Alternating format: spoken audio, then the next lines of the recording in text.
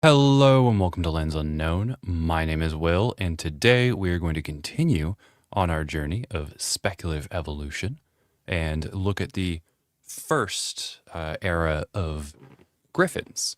Also, going to take a look at some common naming conventions. Unfortunately, today, Bib cannot join us for this stream, sends his regrets, though he should be able to join us next week. So we're going to continue soldiering on.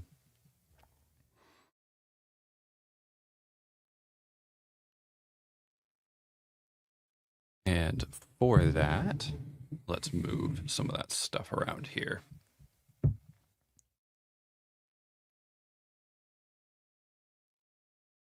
Oh yeah, and we added the Apex Predator. I mean, I haven't landed on all the colors yet. We'll figure that out as we go. Hello, Matthew Awesome.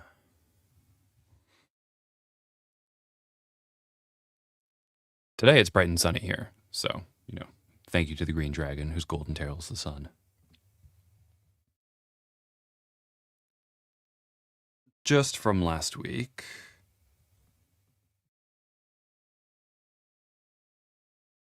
There we go. So, what we are going to look at is, since this sort of divergence happens in the 75 to 70 million years mark, we're going to kind of carve out 3 different eras. We're going to go from 75 million years ago to 50 million years ago, 50 to 25, and then 25 to present. So we're going to have some eras, loose eras, in which these different critters exist. Oh, that's great. You know your climate even better. And now, because it's just me here, there's more time to bring the stream on little tangents. Well, it's always good to know your climate's better. Hello, Writer 2. So we've got the kind of rhynchocephalian or tuatara-esque mouth. We're going to have the rhynchosaur jaw, and we also have the parrotfish. And so we're probably going to start with sort of the main body plan for, well, we have the body plan, but like the kind of archetype for each of these. The parrotfish, the rhynchosaur jaw, and the tuatara-esque jaw. But these are not going to be, these kind of final forms in things. Good morning, Soup Crime. Soup Crime. I haven't heard of that particular kind of crime. And I think for some people it's also in the evening. We got a lot of space, but we can start here. How large is my brush?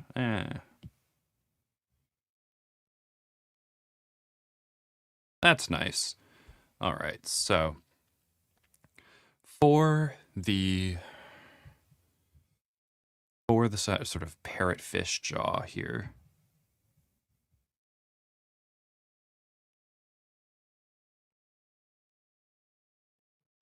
and this is the lower jaw we're talking about. The upper jaw, the dentition is originally those fused front teeth. Meanwhile, the lower part of this pseudo beak is going to be a lot of those jaw, a lot of the teeth kind of fusing together into a more durable structure, and this is going to help them crush. This is going to help them macerate and process a bunch of the foliage that we have, because we are working with, maybe they're here. We're working with these leaves that are very much succulent-like.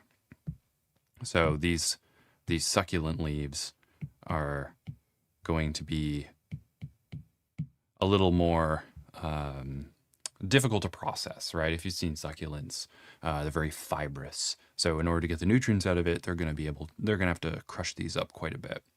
However, in developing these structures, which can also be used for gouging or scraping mosses and lichens and those sorts of things off of rocks and bark and whatnot, they're also, going to be eating a wide variety of things to kind of survive the mass extinction event. And this is also going to include bark, as I mentioned, but they can also eat hard-shelled things that would manage to survive during these times, like nuts primarily is something I was thinking of, like these hard-shelled fruits. You've committed soup crimes before.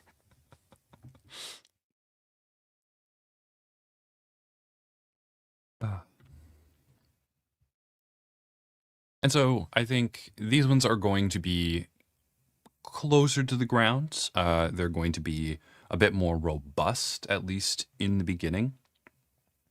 I'm thinking more of like a little pig shape, I suppose. So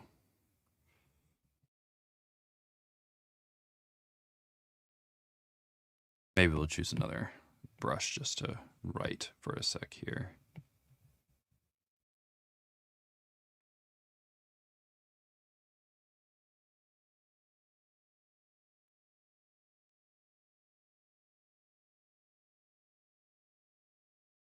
Going to be a bit more robust. These ones are probably going to be more digitigrade.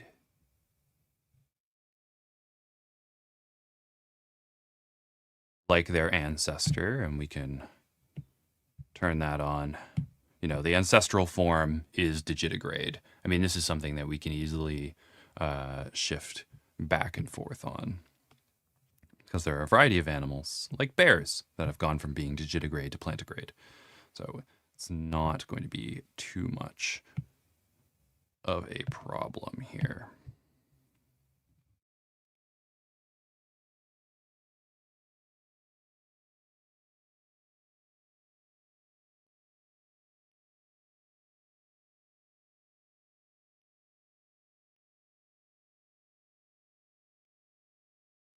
And maybe these ones will have a bit of a shorter jaw.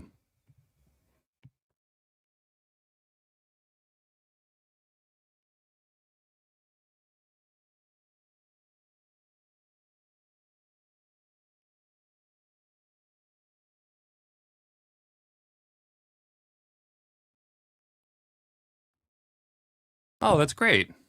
Yeah, always, get help when you can.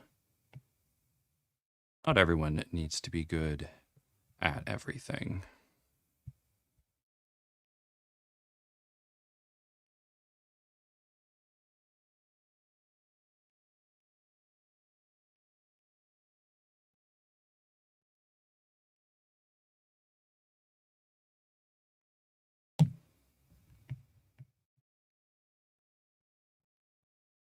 And so, yeah, I'm thinking of having a more robust uh, and probably a shorter snout as well. I think there are some more, what are they? Even that may be too much. I'm thinking of the, what do they call them? Like pug face crocs. What are they looking like? Shout out to Snyad.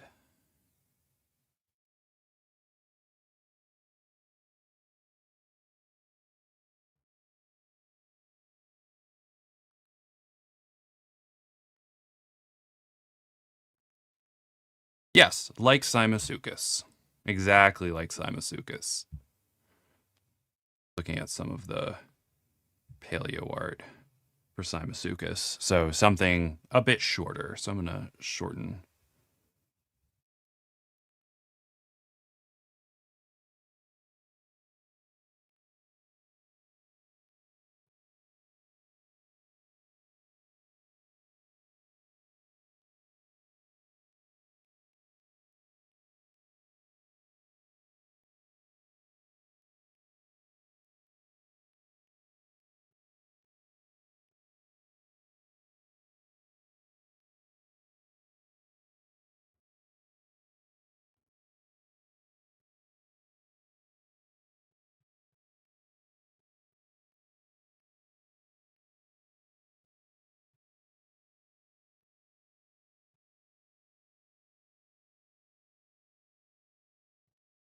There, see, I can sketch these things out. What did they look like last week? I think I was trying to do it a bit quicker. There we go. Streets ahead.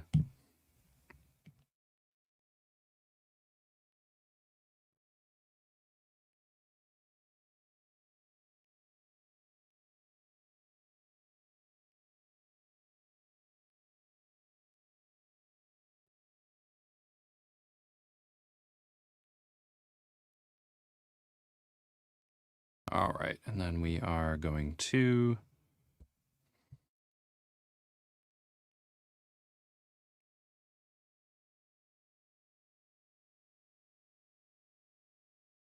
Yeah, when I think about Crocs.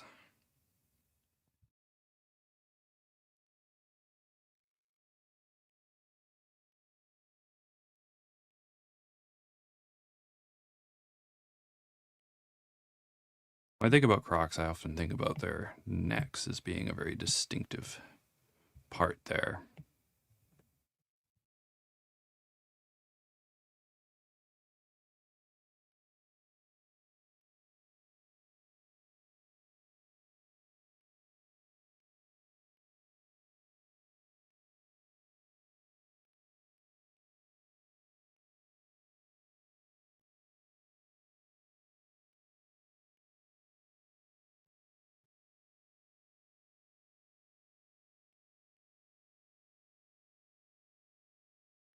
Then something Kate mentioned last week that I still like, and I've been thinking more about, is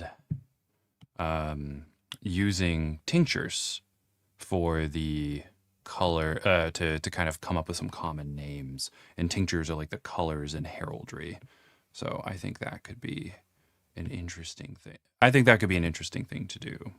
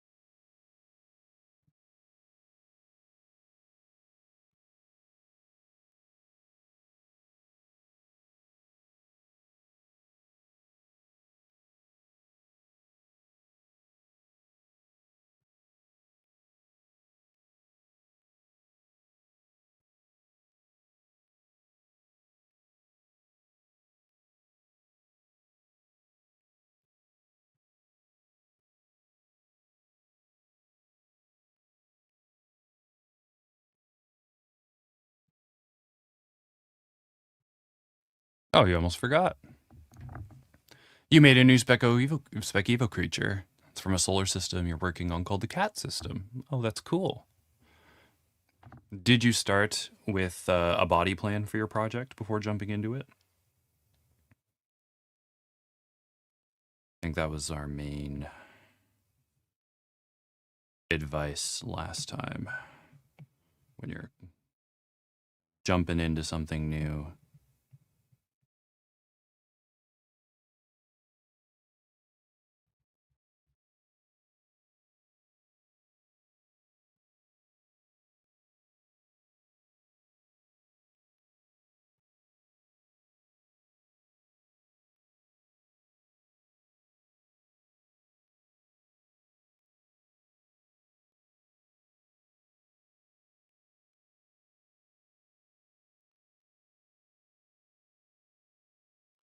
And one part of this is that we do need to leave space for a pouch.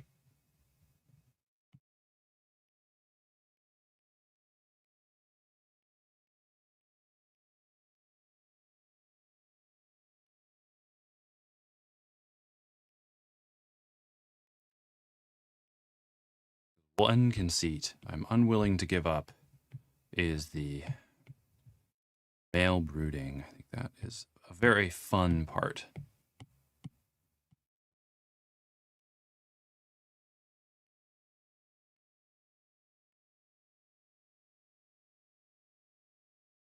of the Zaalean ones.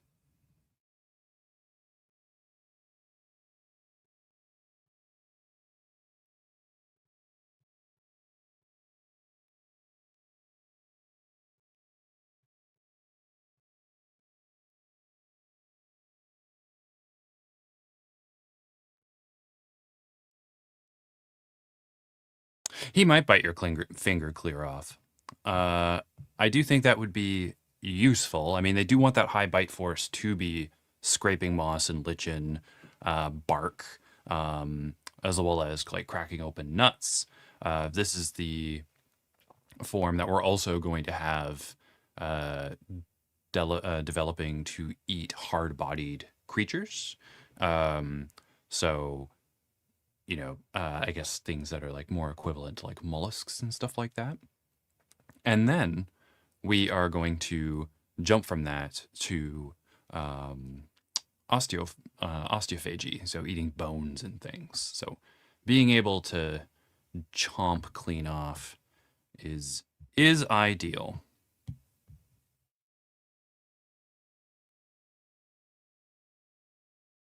And then one thing, that's on its own. I can deal with that later.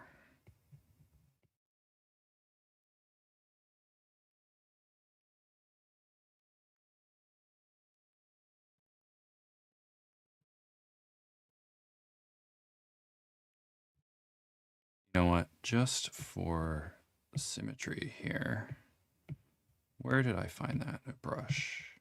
Here we go.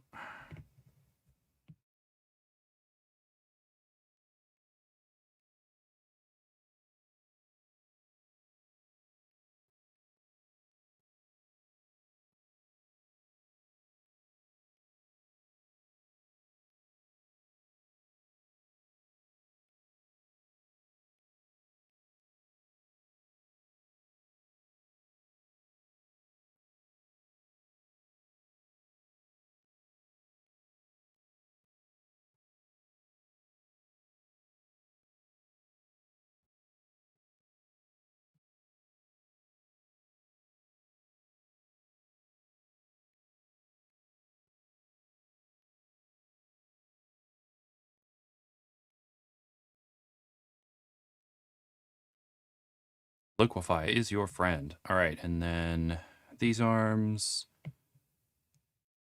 or because this is where the neck is. Yeah, so we may have to make them a bit longer. We'll see.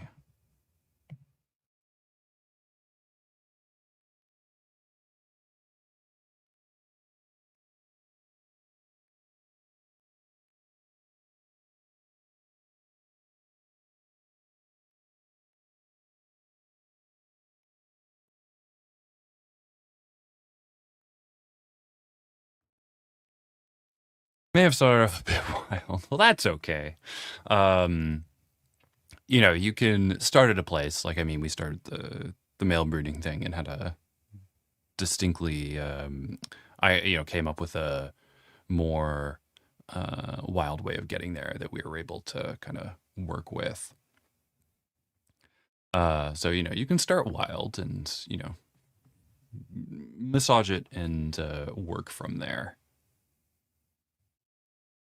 The most normal look. I think the most normal would probably be like a more tetrapod sort of.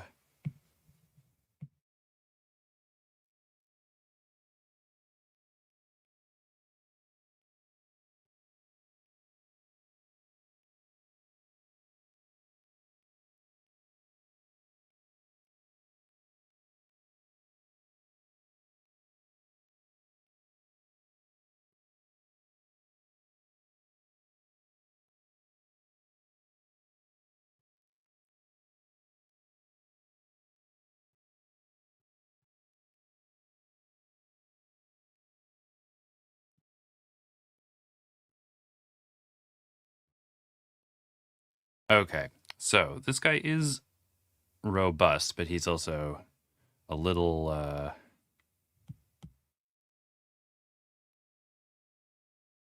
too compact.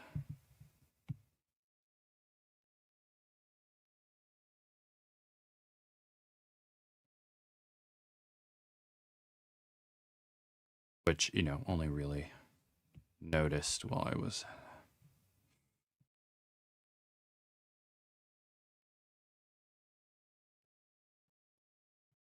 Fun fact about me is that I have aphantasia, so I cannot picture things in my head. So if something seems obvious to someone, because they can see it in their mind's eye, I cannot. So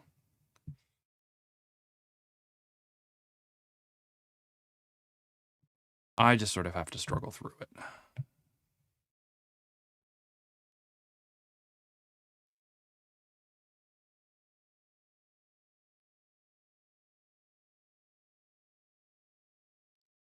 Hello, Kate.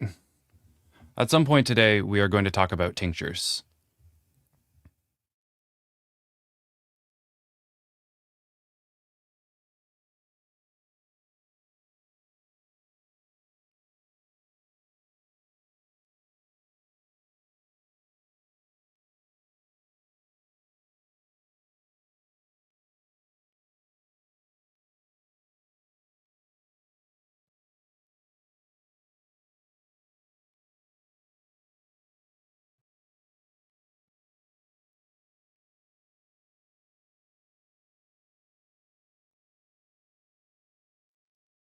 Oh, so you have like a very vivid form of visualization. Yeah, I think drawing is its own unique skill, so...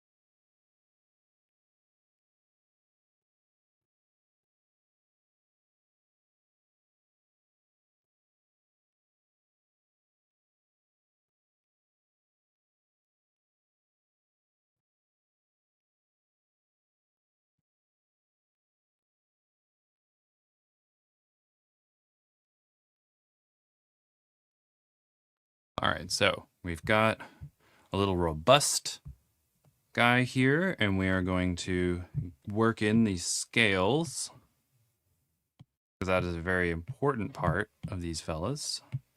And I'm going to make sure I'm on the right layer.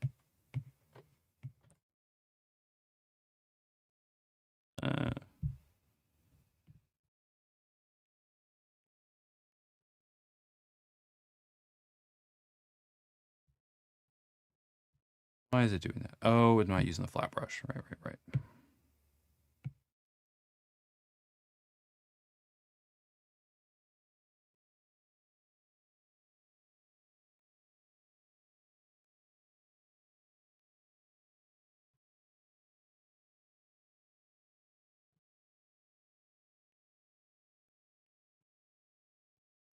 And because these ones are a bit more robust, they're not going to be as fast.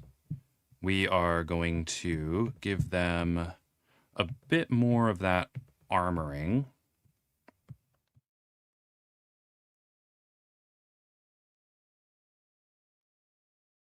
And now I'm going to switch back. Ooh, Argent. Okay, well, let's make a new list. And let's go back to Swift. Let's merge that down quickly, and let's go through tinctures.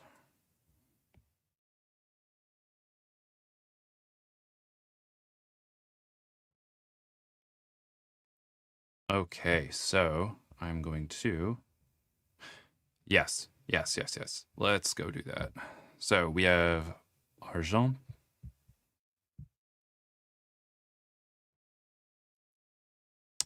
They're gonna feel very French. Is Argent the gray? Because what's white? White is something distinct. Silver white. Oh, ermine. I like that. Ermine noir.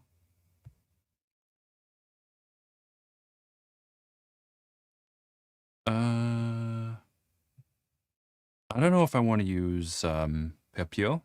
Is it Pepio?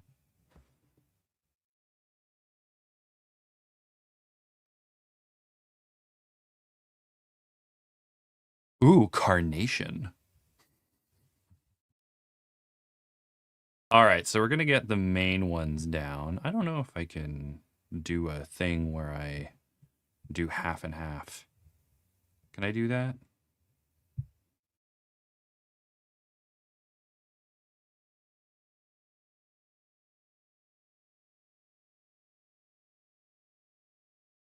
Oh, look at me. Okay, cool, cool, cool, cool. Oh, now that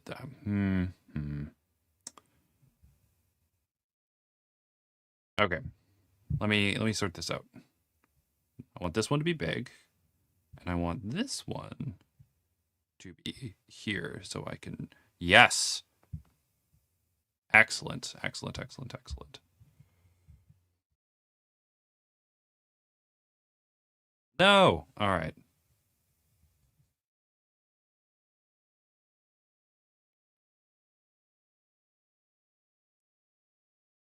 Uh, Argent, a robust guy, sinister.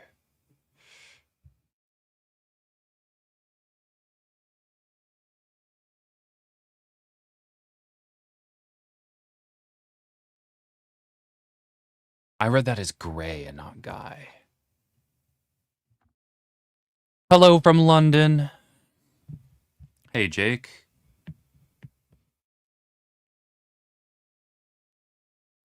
And I think the next series I think we're going to do is we're going to have Jake and or Miles on from Let's Have a Booba and work through the manual temperature process. But not just the temperature process, because I'm going to do um, winds and things, the currents. Then we're going to do temperature and then climate. And we're going to do that to get it done for the World Building Festival. And we'll kind of present it there. That will be, I think, a fun time. And since they're kind of only working with one continent, some of the stuff is going to have to be global, but then we'll just kind of zoom in and do like a more regional thing. It's probably going to be a lower resolution than our close climate studies because I've already done a pass on those. So I'm just kind of refining that pass. So we're just going to work through like a first pass. Oh, definitely like scritches. I think a lot of animals like scritches. Even, animals that are are friend shaped, but should not be necessarily scritched. Yes, one is or, I guess one is ver. This is very large. I need to make my brush size smaller. I think I was just doing that because we're painting.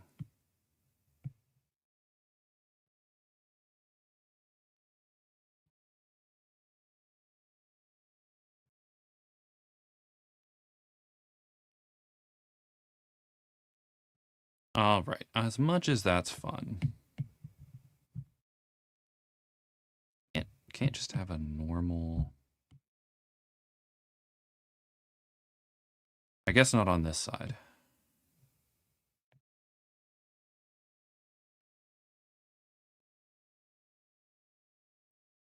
And that just says green to me. That just says green to me. This is probably gold or yellow.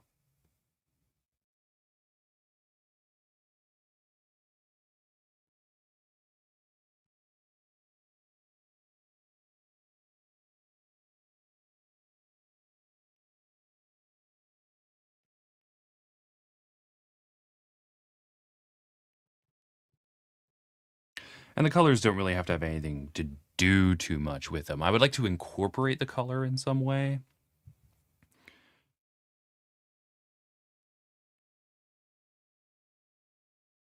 That's how.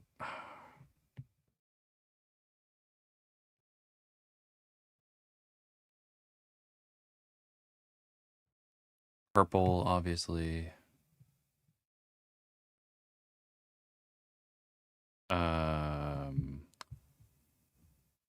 Carnation we had.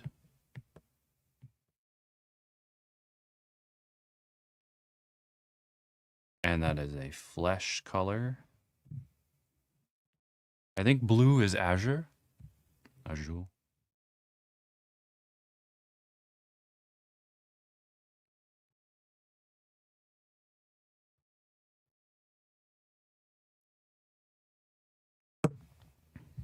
Yeah, it's more of a reasonable size. All right, so let's go mine for more. Where'd my thing go? I had it. I had just a second ago. All right. Well, gotta. Okay. Well, I don't know if it's working with me. Oh, and there's stains. Ooh.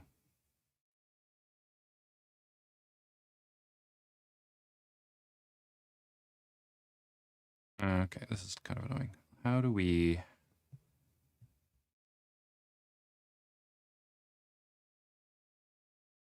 All right.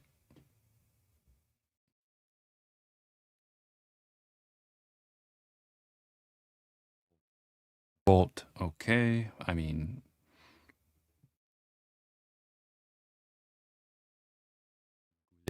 Goulet? And, okay, Goulet, Sable. Okay, let's add that.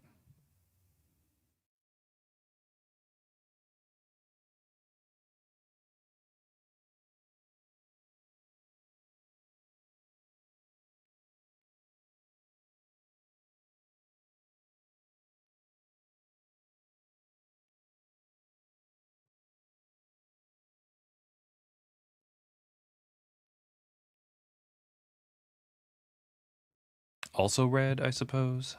Just a different red.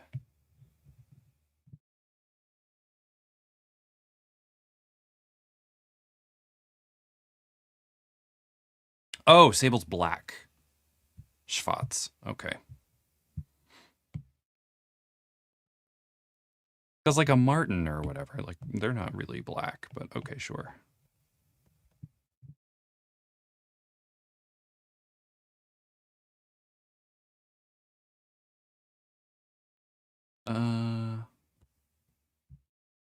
I'm gonna look at Wiktionary just to... Yeah, that's what I thought that one was. Okay. Azure. All right, because I'm not... And also, like... I know that the heraldic terms and tinctures have like their own like English pronunciations in addition to like a French pronunciation. And I don't necessarily want to default to just saying the German, even though that's... Ghouls? Ghouls? Oh my god.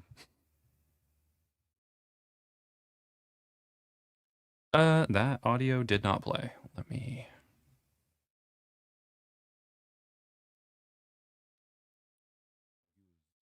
Ghouls, maybe. I don't know.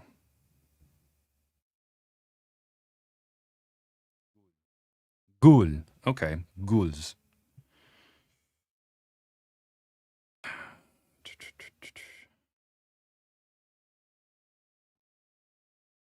I'll go with ghoul. Goulet. If it has an E in it, that's just going to be goulet at the end.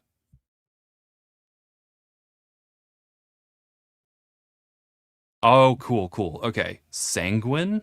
That's pretty great. Hooray. For mulberry. I like that. Those are pretty great colors. No. What is happening here? Okay. Murray Sanguine Tene. Okay.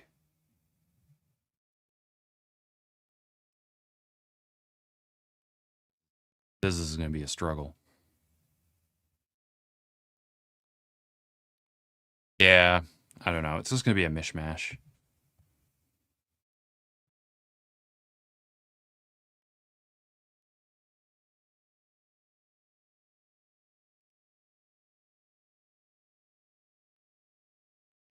I think, and that's more of a maroon.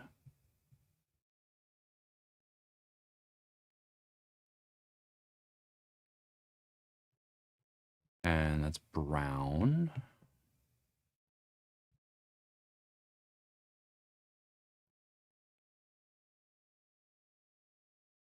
And then we got sanguine, which is a bloody red, which is nice.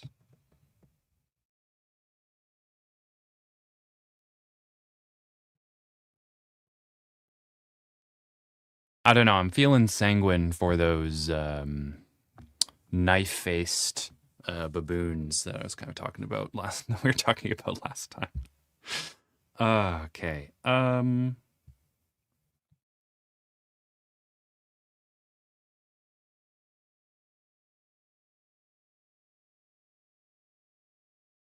Yeah, it has an E. Okay, it has an E in there. And the furs are neat.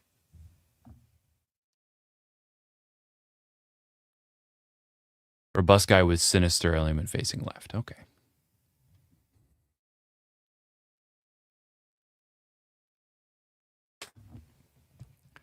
Because because like for heraldry, the facings and the postures are also part of it, right? Yeah, left is sinister. Okay, I did not get that at the outset. I haven't had enough coffee from my mug yet.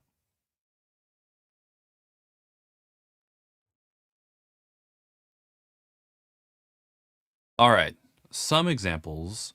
So there's going to be maybe some other colors. Tawny, tan. Okay, so there are some others. Uh, Celeste. Okay. Brunâtre. Okay, but which is also tawny. Okay, it's also tanny. Brunâtre. Oh, it has a hatching pattern too. Neat. The hatching patterns can also be something that I'm inspired by because we could use that for like the scales. So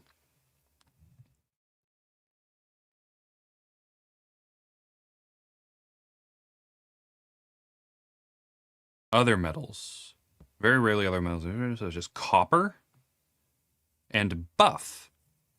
I mean, we don't need military heraldry, but copper could be cool.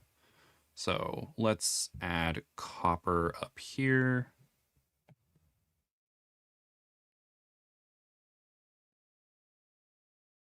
Which I feel is self-explanatory.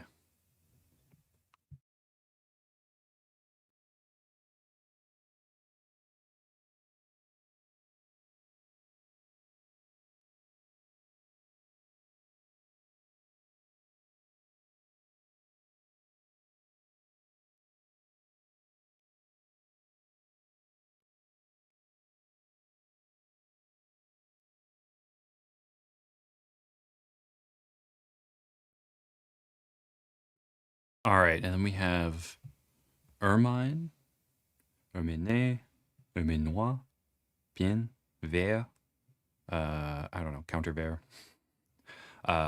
potent, and then counterpotent. So those are all neat.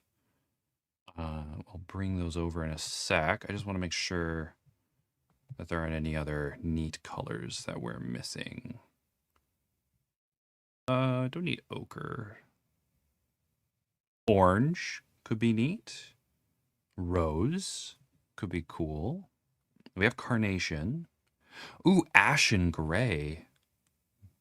Okay, well let's bring those over. Oh my goodness. Okay.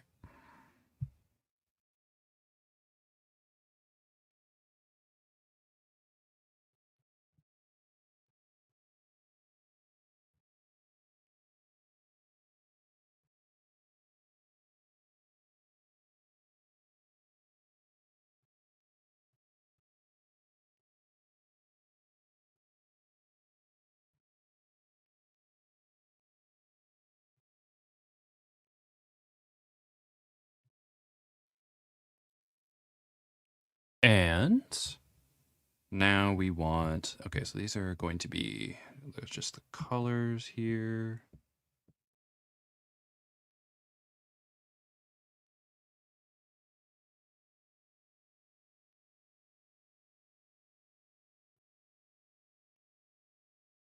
And they are non-metallic. And then we're going to have some furs.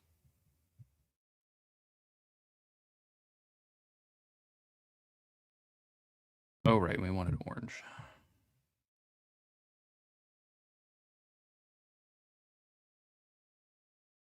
Which is also self-explanatory. I don't know. Yeah, we got that too.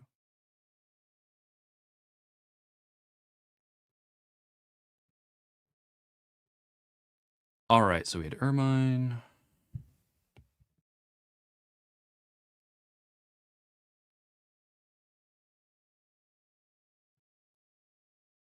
And then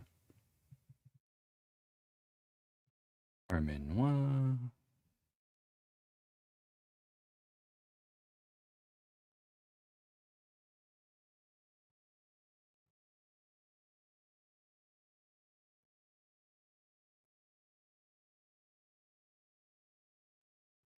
I believe. Oh, Pien. All right, great. Combining Pien and Vea.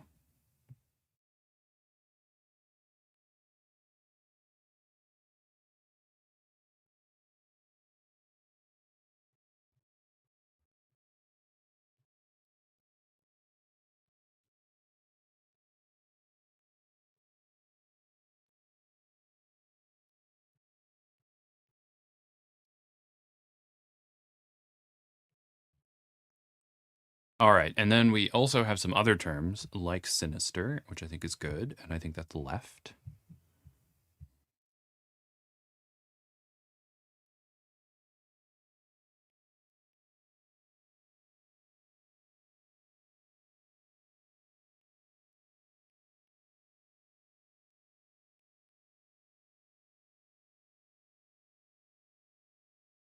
Just so I'm not missing anything here. I mean, we can always find more.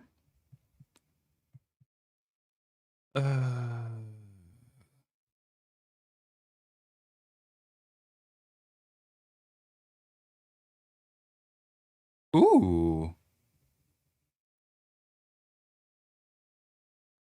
There's a couple more here.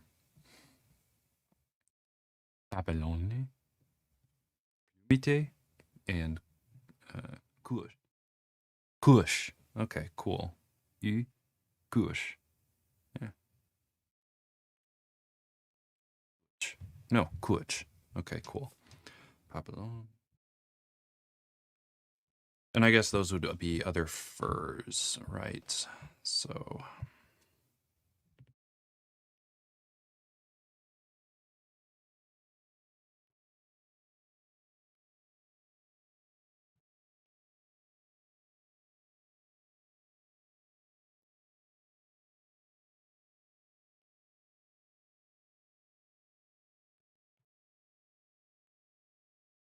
I'm encountering some of these terms for the first time. So I'm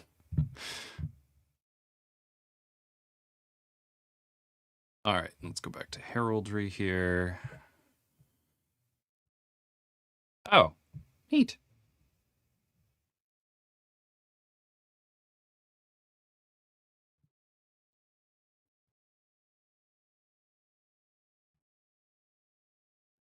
Copy. And let's just paste that in here. I'm pretty sure I can just paste it. I don't have to do anything fancy. Allow paste. Hey, there we go.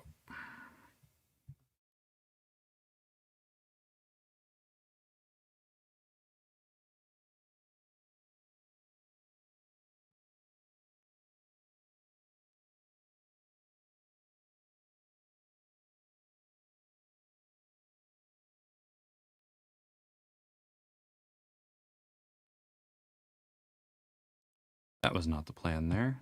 Okay, and we move that over there.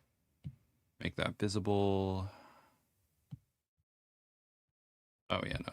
Those are on the same layer. Don't want that.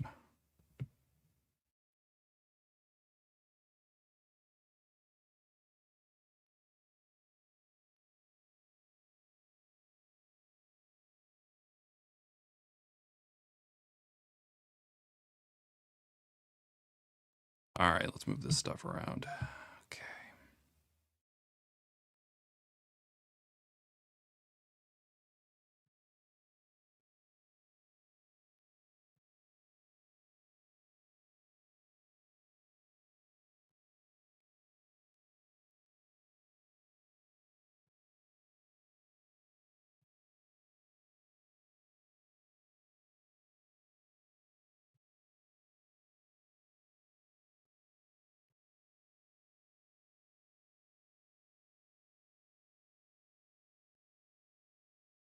And we'll just finish by moving these around as well.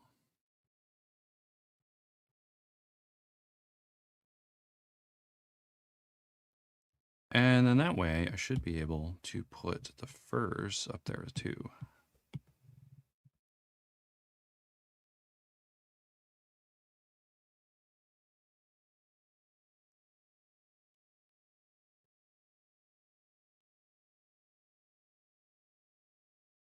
Before we move on to other stuff.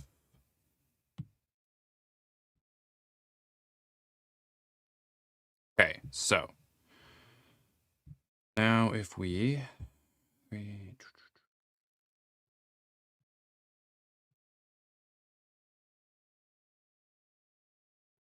okay. All right, so now let's go to just heraldry terms in general.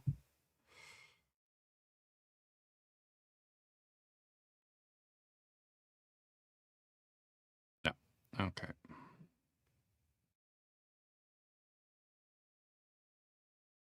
And achievement, shield and coat of arms, those sorts of things. All right, so not too interested in the shields. I mean, that's just the field, right?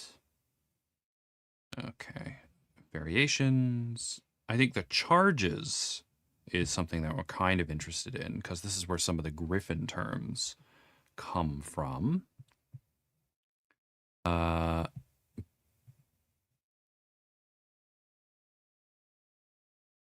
Not those.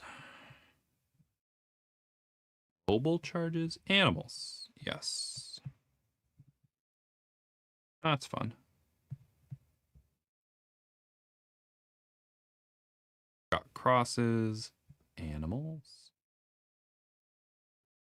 And they all have like their own little names, I believe. Because you wouldn't just call it a dog or something. They have their own. Yeah, here we go. Like upwards, rampant, and then passant, and then gardon, argent. Okay. And oh, there we go. Griffin. Neat. So now let's find. Oh, I can have crowned. That's cool.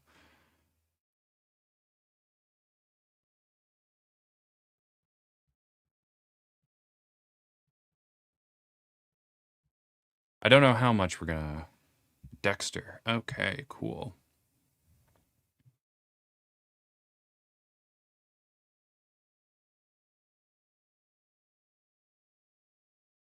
Okay, the right hand based on the bearer. So reverse for everybody else. That's fun, I guess. All right, let's go here.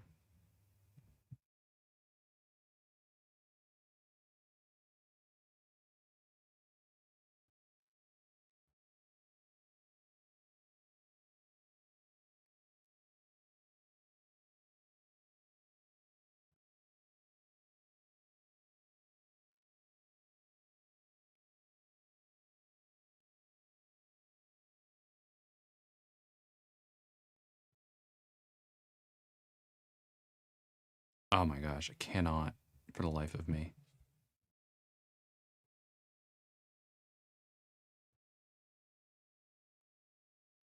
Okay, so the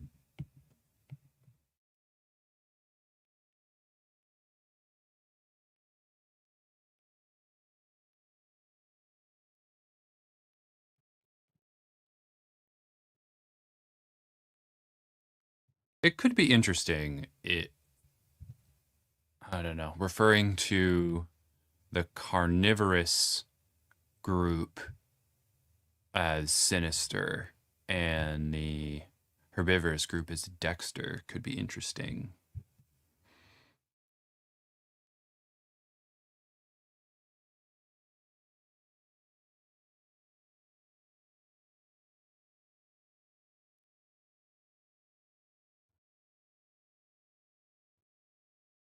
Yeah, because if you're holding the shield, sinister is on your left side and then dexter's on your right side. Okay. That makes sense.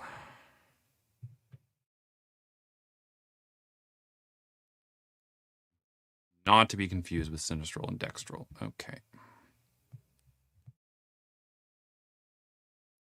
And this kind of leads me to, as I was playing with this earlier, can I make this smaller? I cannot. It's going to take up the whole page. So as I was, because we were talking about the ones with the longer beaks. Let's go here first.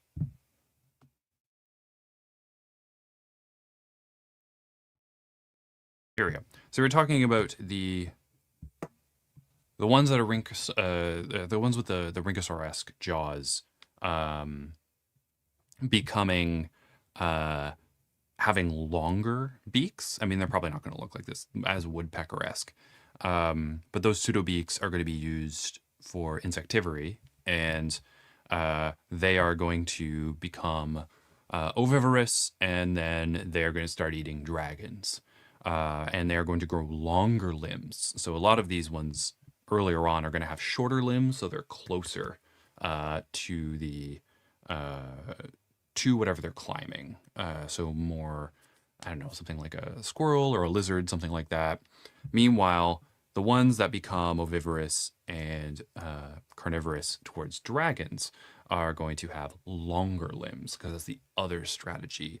And something they're going to do is sort of like pounce through trees and things, and their longer limbs are going to help them navigate. I mean, one group of these insectivores, the ones who are going to have longer limbs, and they're the ones who are going to take in these niches.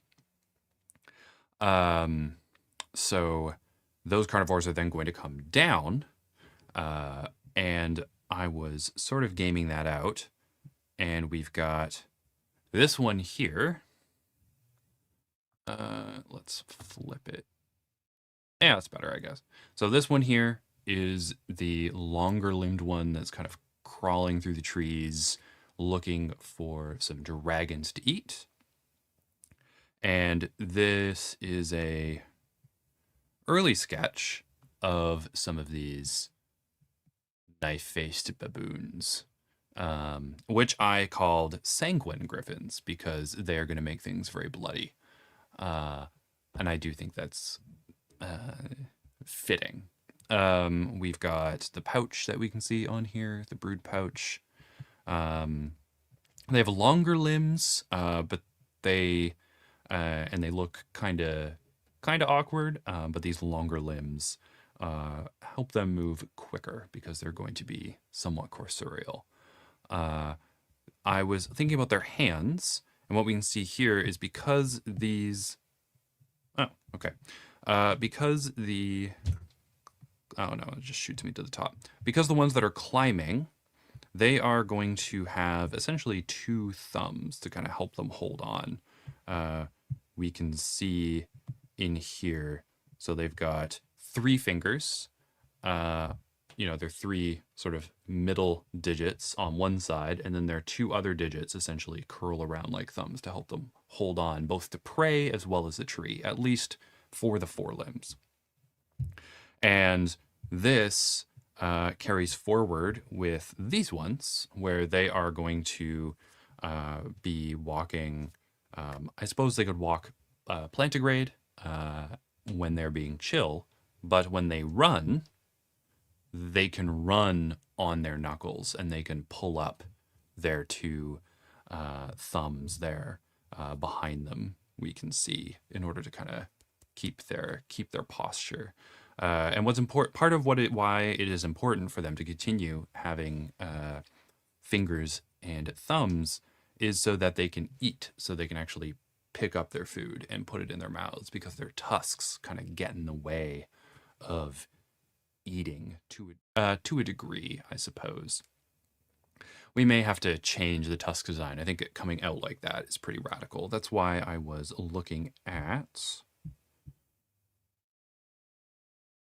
the Meganopsids by C.M. Kozman on Snyad. I was kind of looking at how I would like their jaws to work. So like maybe they can have jaws that are more hooked, that still maybe allow them to maybe eat closer. But I do like these jaws. These ones are very appealing to me. So, you know, we'll figure something out. But I mean, at the end of the day, these two parts of the pseudobeak on the bottom are tusks. Like they're kind of separate tusks that kind of poke out. So we can figure something out for that. Not insurmountable.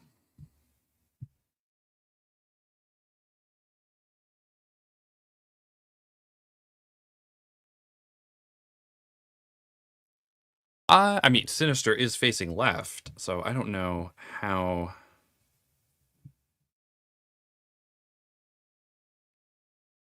I give you points. Because to the bearer of the shield, it is facing, well, from my perspective, it's facing left, but from the perspective of the shield bearer, what were we working with? Yeah, I guess he'd be facing Dexter, right? It is a he this time because we have the brood pouch. But we got Sinister in there. Sinister will be in there.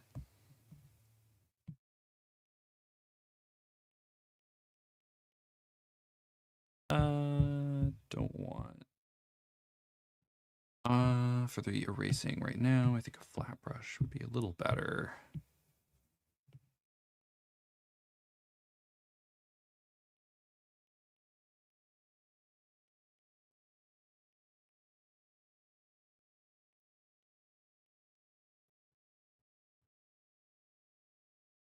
All right, and then we are going to.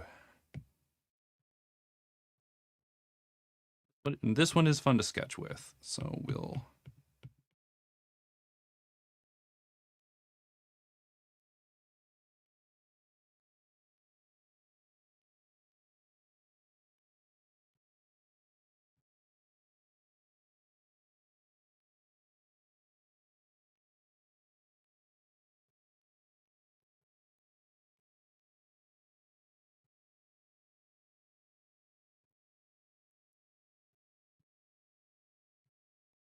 Just make sure we get some scaling in there, just so it's aware. And then I do think it'd be interesting to actually have the scales on this one start to extend onto some of the other features that we have. You know, if this one's a little bit more armored.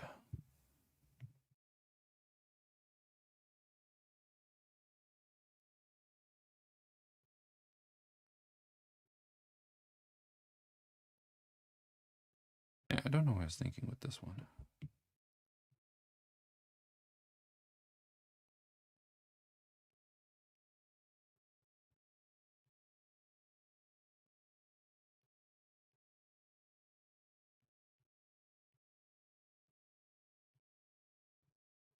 And maybe we can add some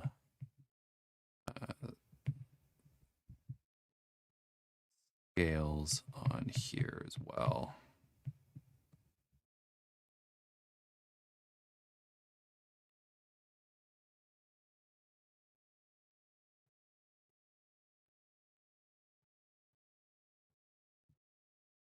All right.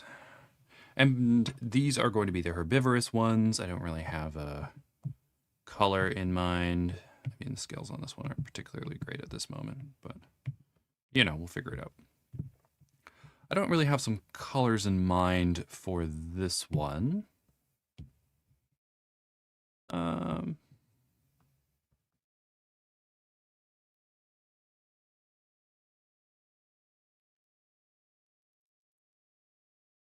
and as we think about that, I'm open to suggestions. We need colors for the scales for sure. And this was going to be a herbivorous one. But we will.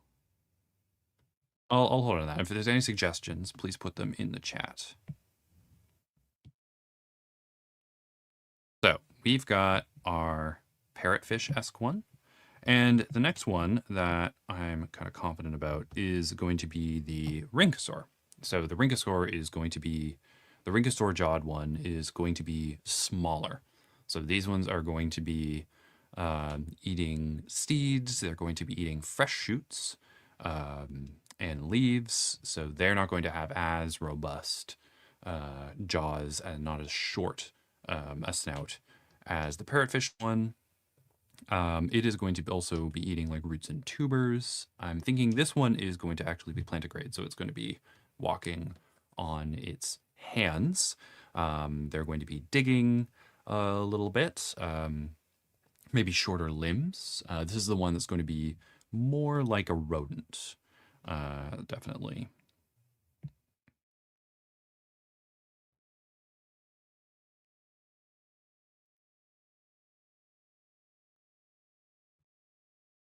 And we can switch back.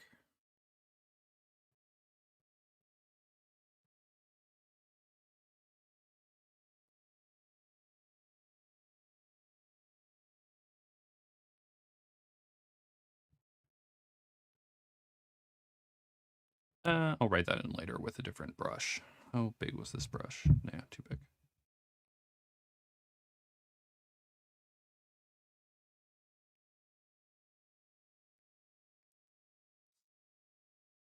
Maybe we'll do this one facing the other way this time. Okay, so, and we are going to have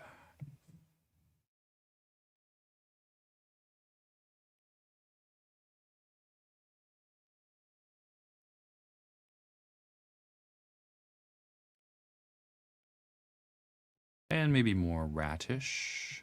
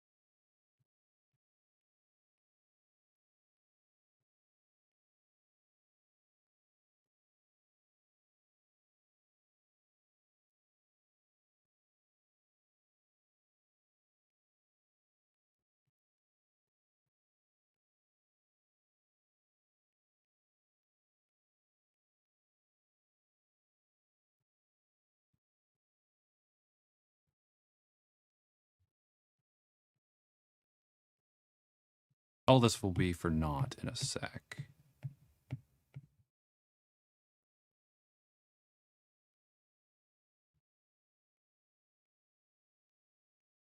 Because we are going to be doing the bottom teeth on top.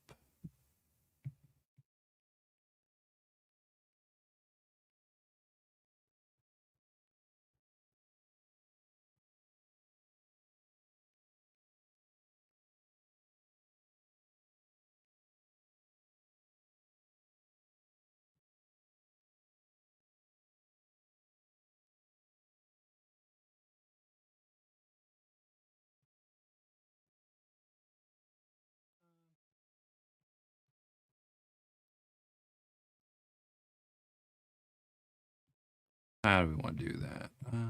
Let's make the brush a little smaller.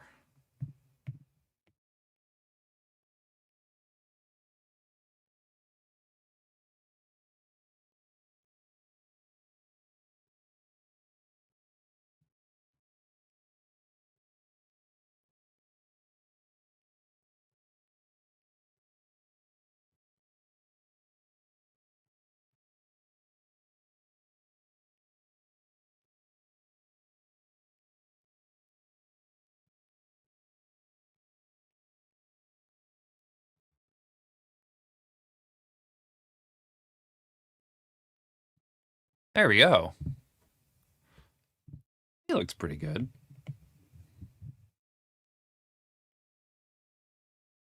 All right, so, and he is gonna be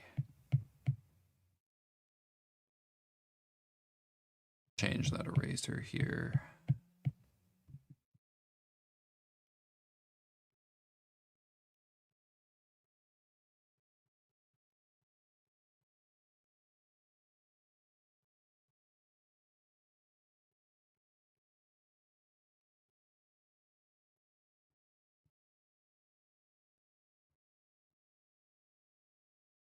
All right, so we got his little jaws there.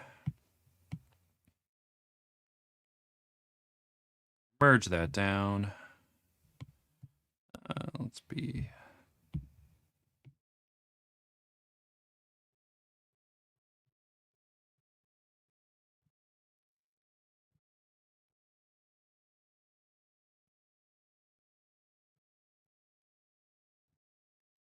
And we're going to have that kind of feature that we were looking at before, where the neck kind of comes down here.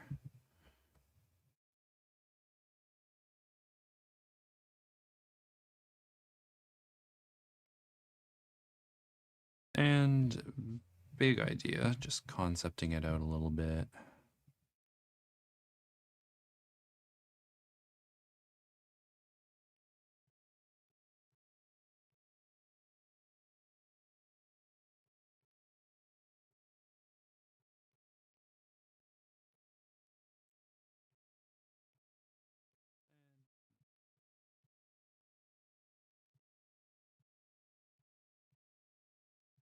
You know, just kind of getting want his feet in there.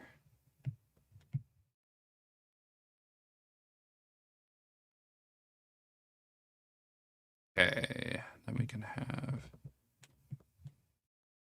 that in the background.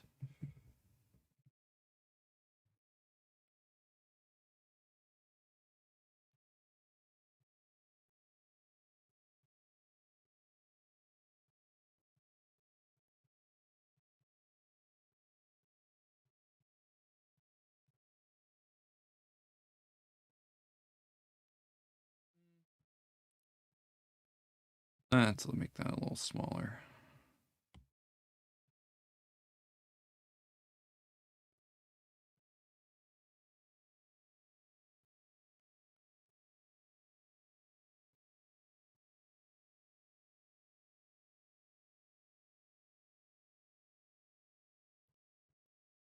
Or better yet, we can make that smaller and keep it there.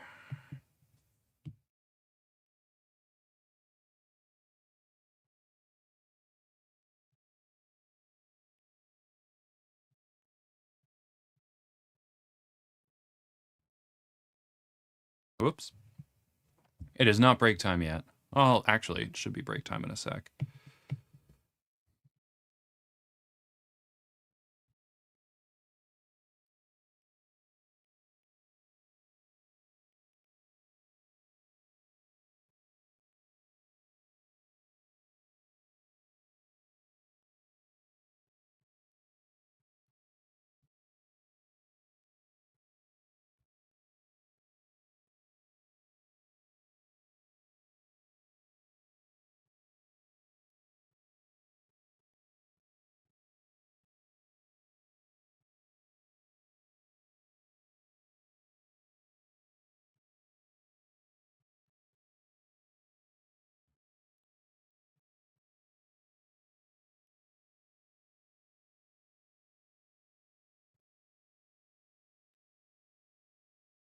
Okay, and let's get in there and clean some of this up, and I'll use the different brush for that.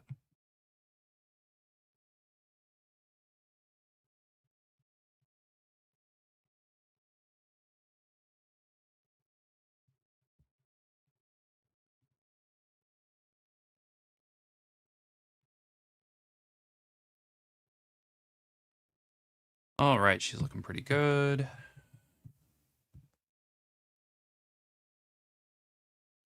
Maybe the body should be bigger.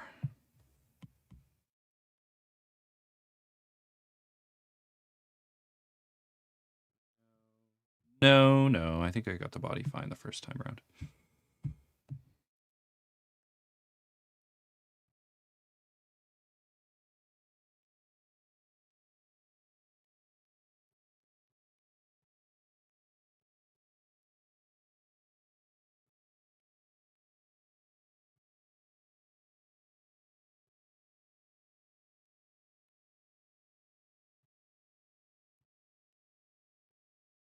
All right, and then we got our little tail.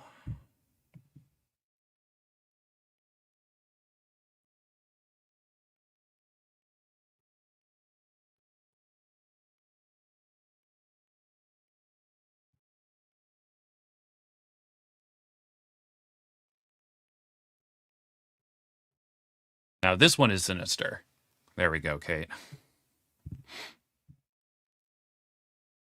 Okay, so that is this one, more or less. I mean, we're going to have some scales, right?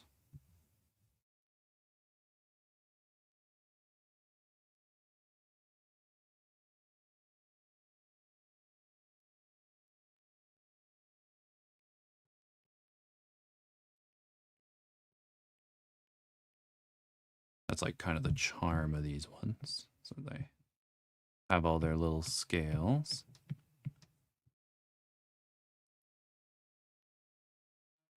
Let's switch to the lichen here. Was I drawing on a different layer? Yes, I was.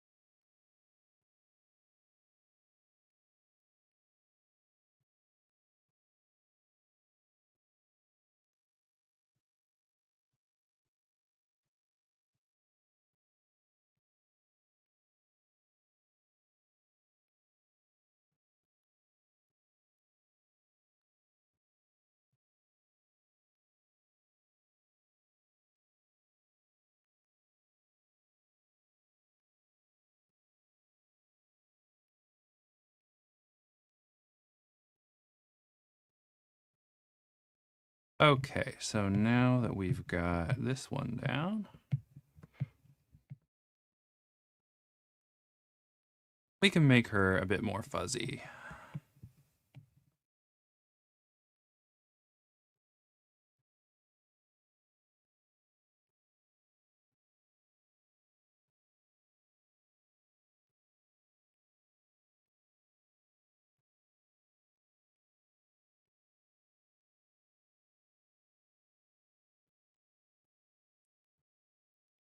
And this is where I think that the fairy armadillo vibes can kind of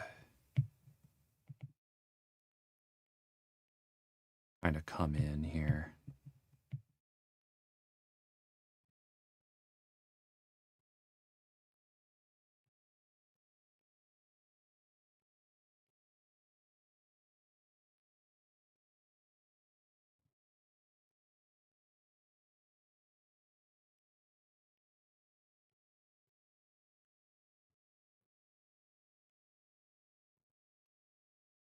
Okay, I'm pretty happy with that.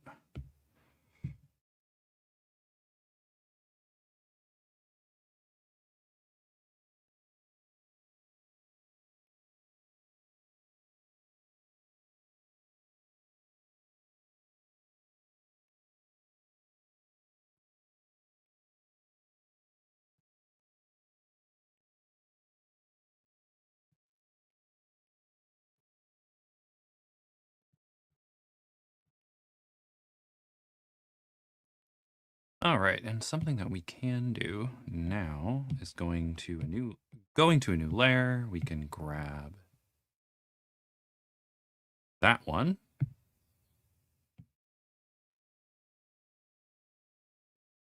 Don't even need a new layer for it.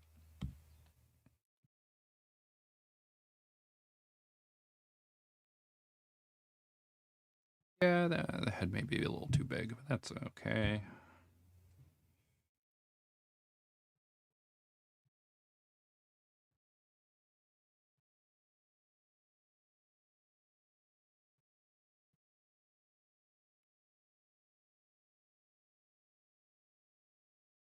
Oh. Here we go.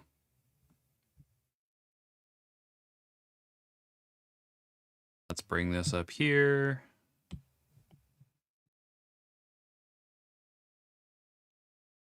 Okay, so that one.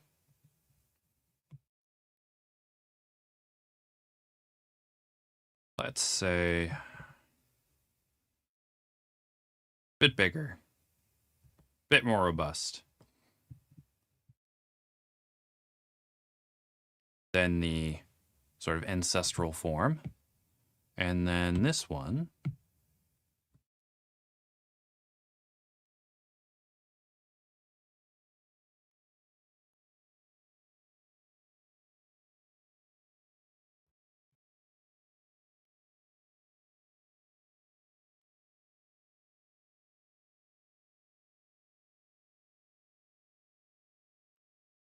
I have to look at some little rodents and stuff to see what the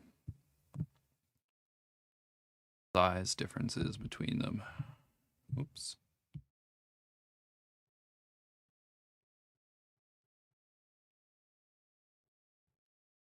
Look at the proportions a little bit more.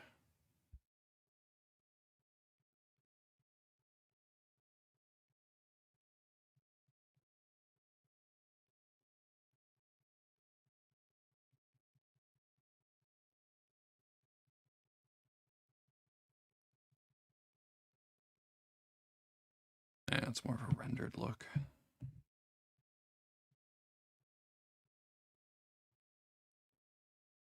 All right, so she is going to be quite small. There we go.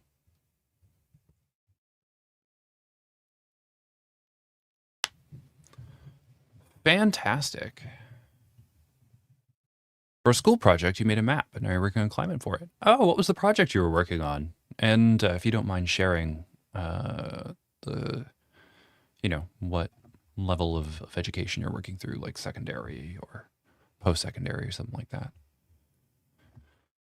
Okay, so for now, we have got two of these sort of like archetypical forms in like a rough sketch.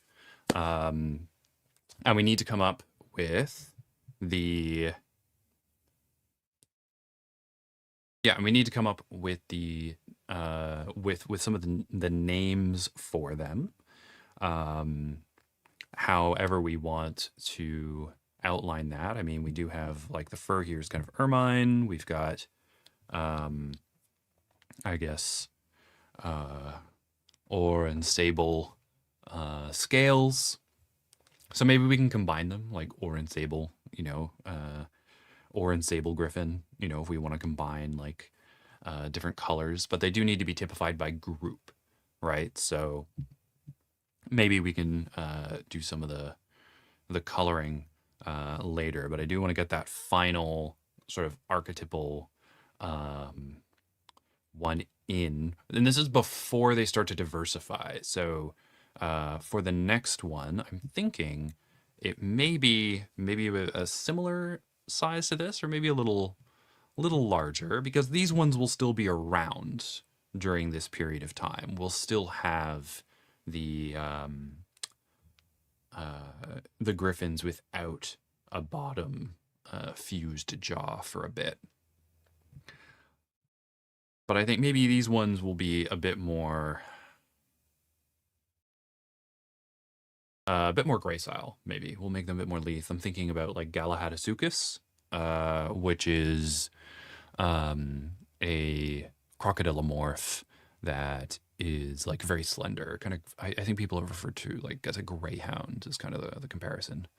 So now it is time to praise the sun and worship the green dragon, whose golden tail is the sun. And based on the prompt last time, we live on the back of this green dragon. When it raises its tail in the morning, the sun comes up. When it fans it down, the sun goes away.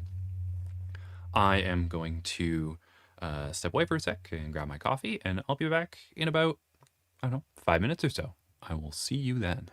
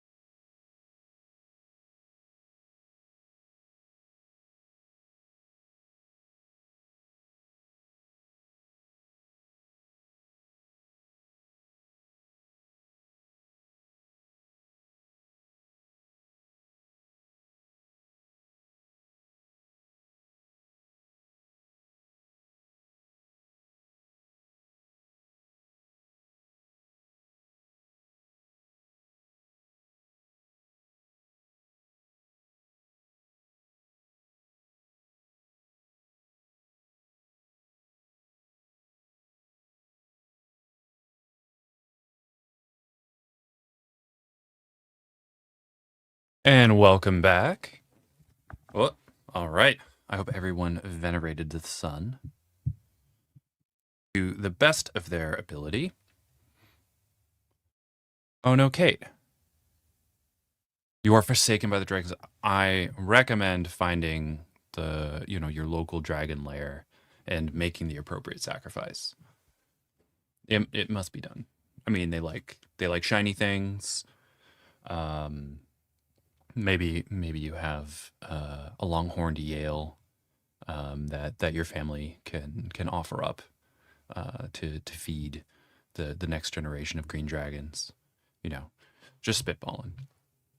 And because we mentioned it last time, I finally got my copy of paper copy, hard copy of Because the Beast Came. I got it through the big box stores up in Canada, so it is surprisingly something that you can get. I was surprised; I wasn't sure I'd be able to get it, but it's quite a chunky book. And since I originally read the arc on my e-reader, I was surprised at how thick it was. Um, but it was also just a relatively, uh, also relatively quick read because the prose is smooth and flows rather well, especially for like a debut novel. I mean, there are a few places that kind of got caught up, but overall, well done. And in that same mail, I also got my own copy of How to Create a Language by Jesse Peterson. I did get my library to order a copy at the university, but I'm going to return that one now that I have my own. I think for the I'm going to be doing a conlang series for a live. Maybe after we do the uh, what was Jake calling it, or is it Miles? I don't remember. Uh, who renamed our uh, Let's Have a Boobas Unknown after we do that. Um, in Yeah, because I think June. I think we're continuing the Spec Bio Series 4 into June at some point, and then we'll switch over. So, but after that, after the World Building Festival, I'll probably switch to conlanging, and because there are going to be a handful of conlangs, um, or at least like sketches that we're going to need for um, working forward in the series for next year. And as far as series for next year. And what was the other kind of piece of housekeeping for now that we're back? Yeah, I think the next video is probably going to be June. There was, in addition to marking, there were other things going on in early April that kind of pushed back the schedule. Because I have a conference in early June, I've had to reprioritize some things. But I am making pretty good progress for getting all of the digital paintings done. So that should be good. I was trying to make it end of May, but I don't think that's going to happen with the other stuff that's going on. Oh yeah, and just a reminder to like and subscribe if you haven't already. You can also sign up for the Patreon if you can to continue to support the channel. We've got a bunch of cool things coming up. And if you sign up even at the lowest tier, you get monthly updates for what's coming out in the future, as well as a sneak peek. If you can't sign up to Patreon, which is okay, totally understand, there is the free option to get the updates for the live streams that are coming out. But you can also leave a comment and hype if you can. I don't think everybody is incorporated into hyping yet. And with that, we will continue onwards and downwards. So we've got our robust parrot-beaked archetype, right? So this is sort of, there's going to be a bunch of different critters that evolve to fill this niche, and they all kind of look like this. Same thing with the I don't need to do small ones. I got big ones.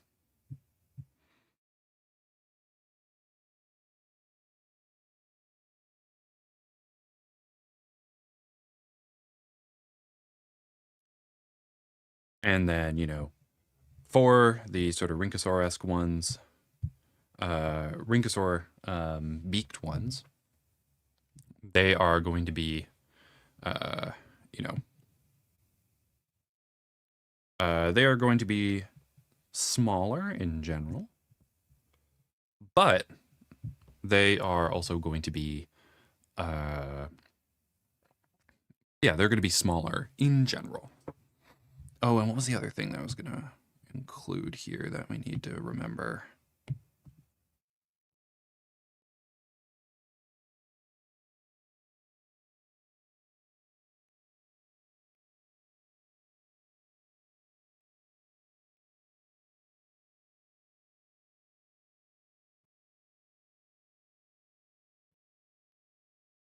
There we go. They're going to be more plantigrade.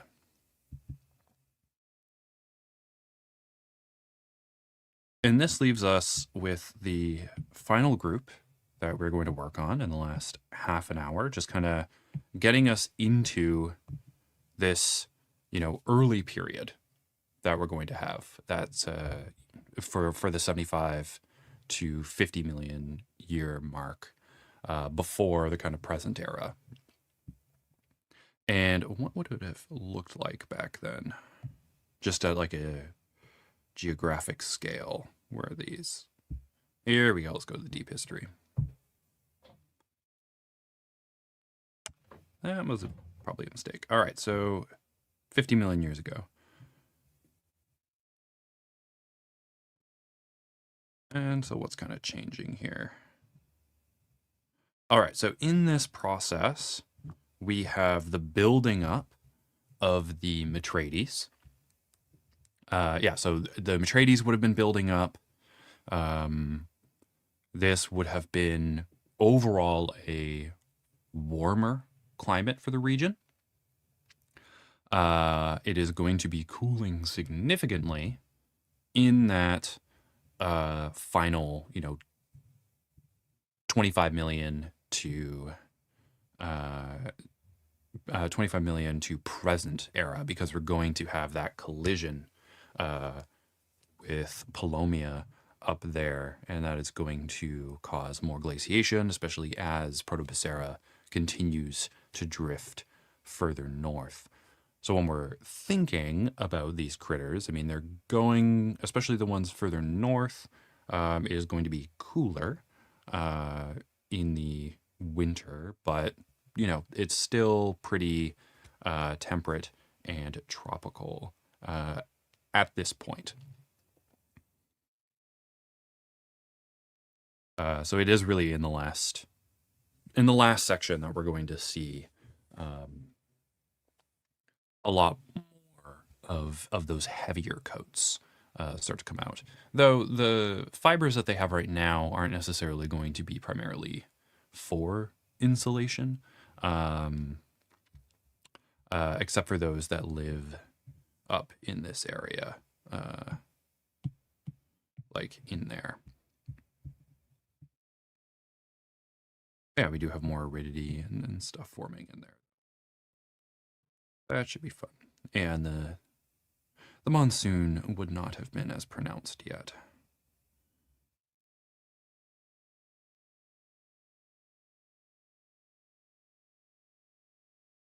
Yeah, so really just the northern parts.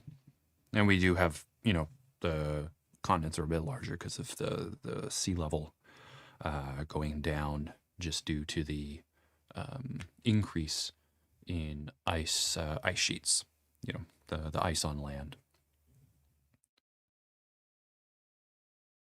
Okay, so with that in mind, we are going to go back to our current worksheet here. And Kate, how are you finding Because the Beast Came?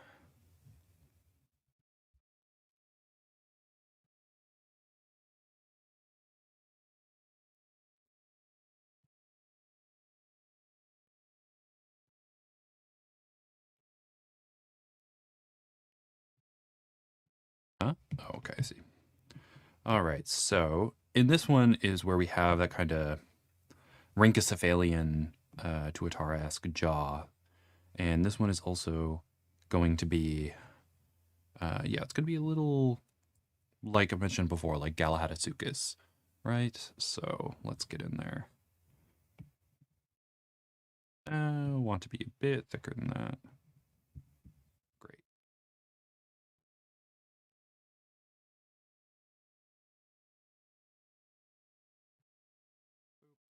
There we go. I don't need to be able to draw a circle on my iPad. I can just make it do a circle for me.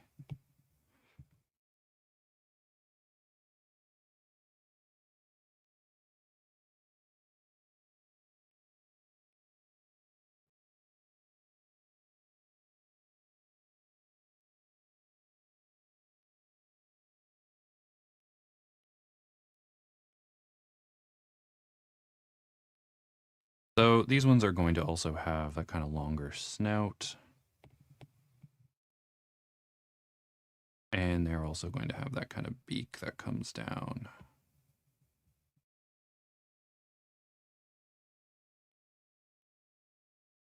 Up, down, here, up, down. There we go.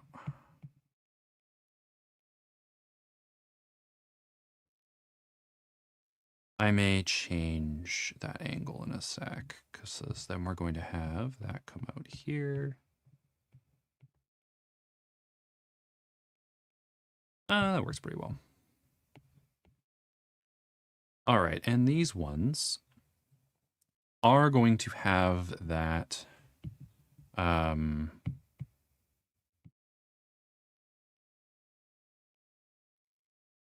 they do have the fused beak on, they have fused bone on the bottom. And so that is where the kind of beakiness of these come from. So in order for that to be visible, let's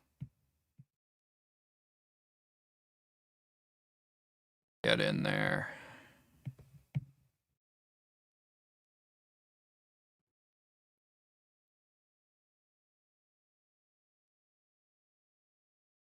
And I'm thinking of the kind of apex carnivore that we had here, right? I mean, they won't have fused necessarily all the way yet, but, you know. What am I drawing on? Great.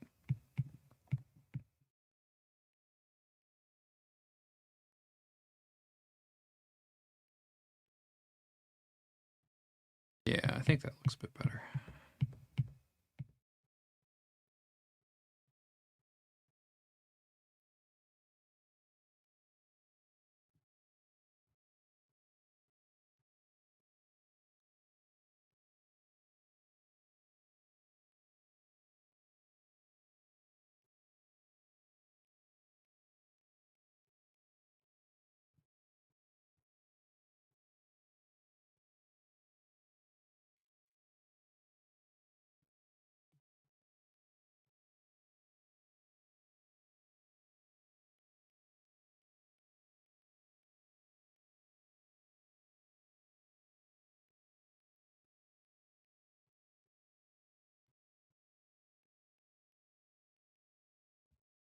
Okay, there we go.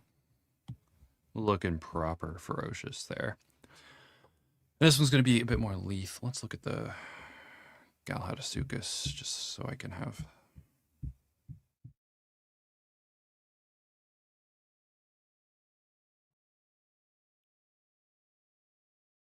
Galahadasuchus.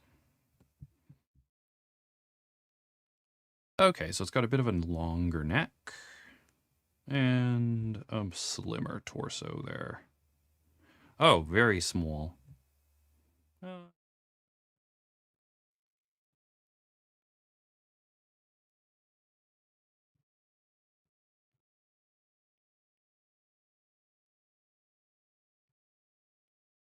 That's a good neck. Excellent. All right, let's make...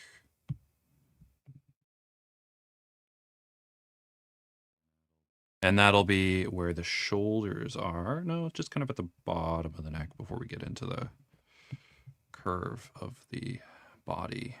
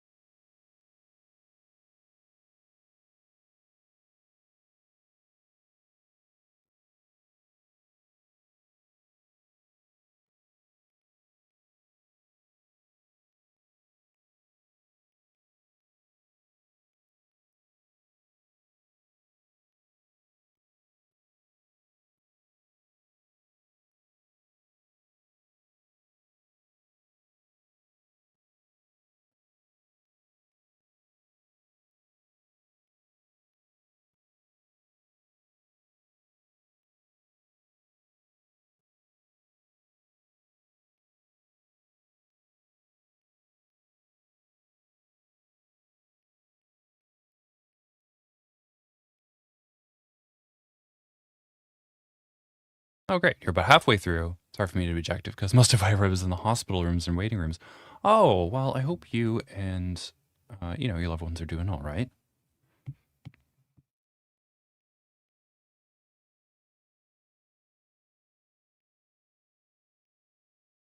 You and or your loved ones,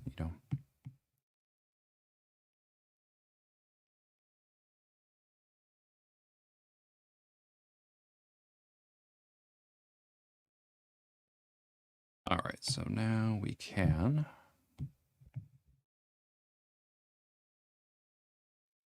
kind of get rid of some of that.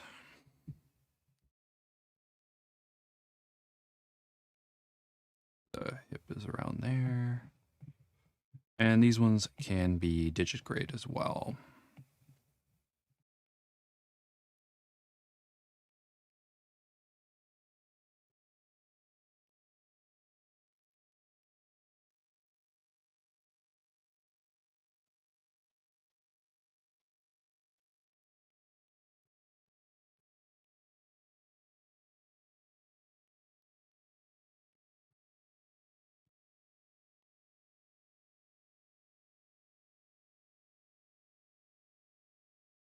Oh, yeah, that can always be hard.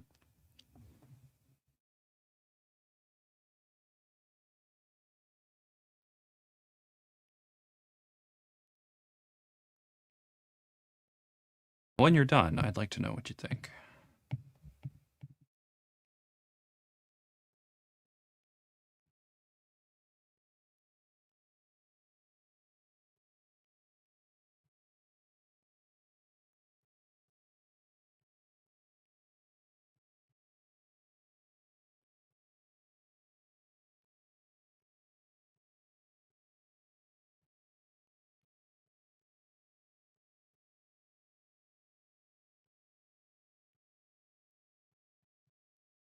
And the back claw here is going to get a little hoofy over time.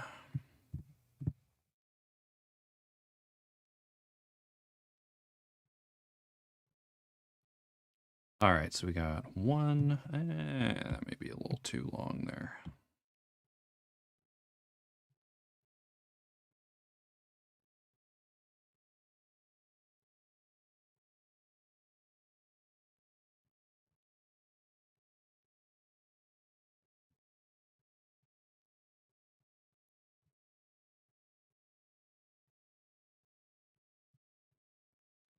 All right, so we got one leg down.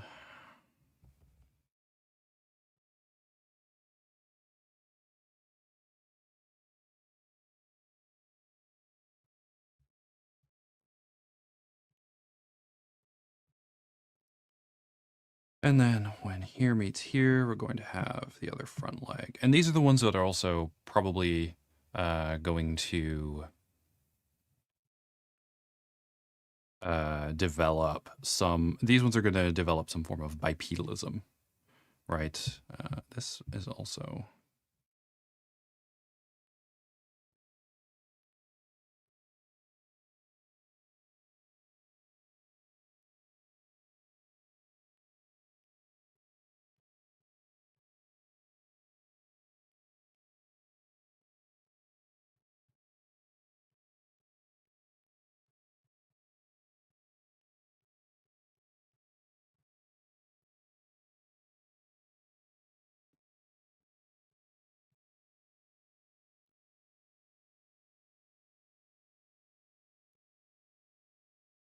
yeah, that's a bit better.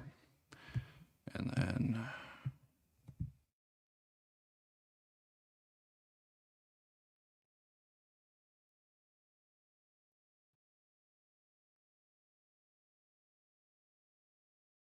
yeah, I can totally get that.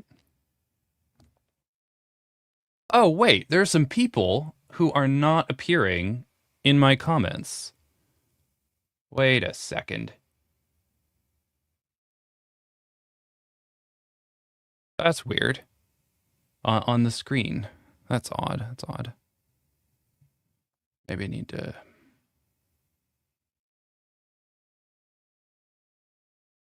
Yeah, I don't know what's going on with StreamYard and YouTube. There's always problems like that popping up.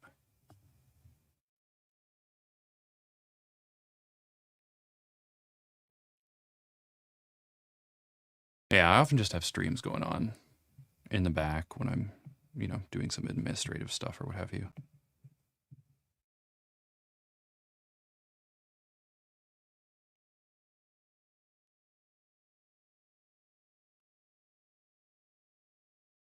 Yeah, it may have to be a little longer as well, but that's okay.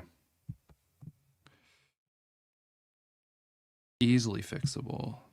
And not as fixable when I'm working on my sketchpad. There's some reasons why I like this a bit more.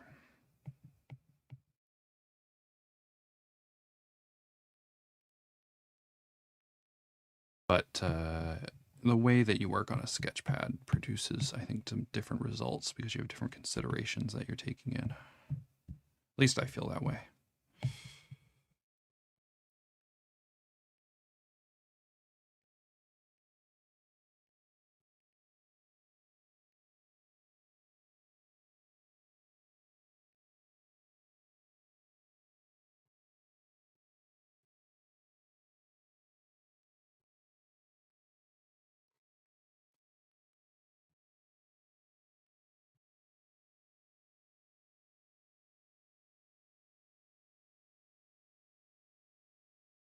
That's not very useful. Okay, let's do...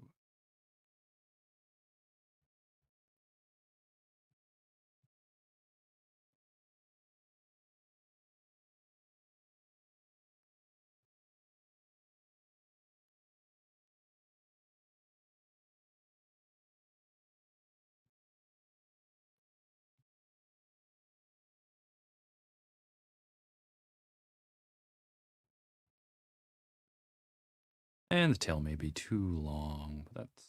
Again, everything is okay.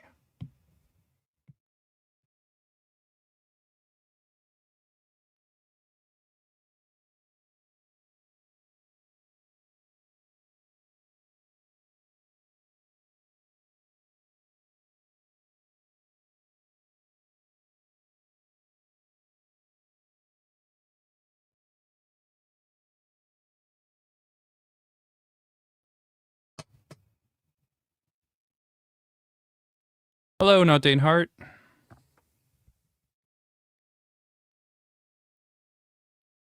We are working through the archetypes for our...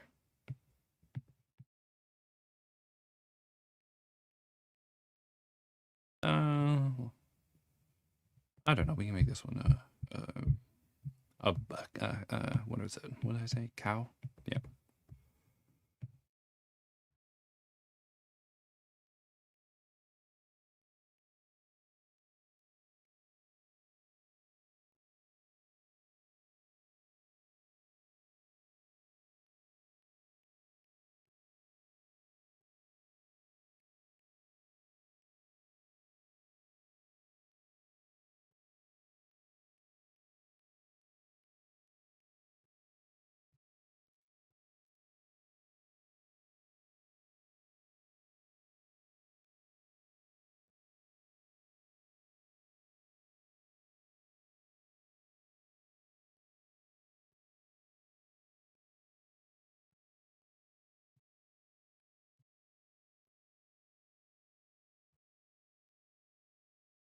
There we go. That looks better. That looks a lot better.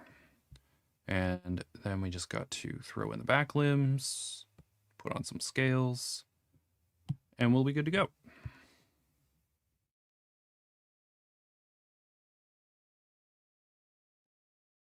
I'm on that back layer. Great.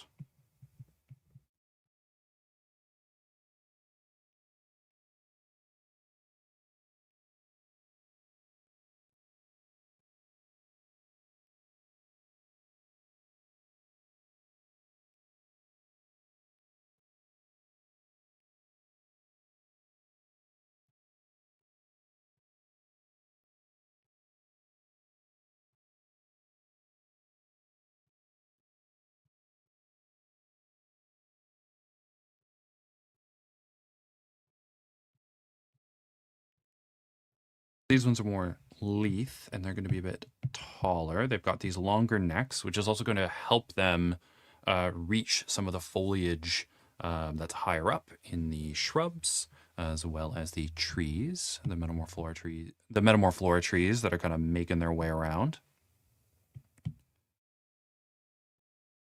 And what else do we got here?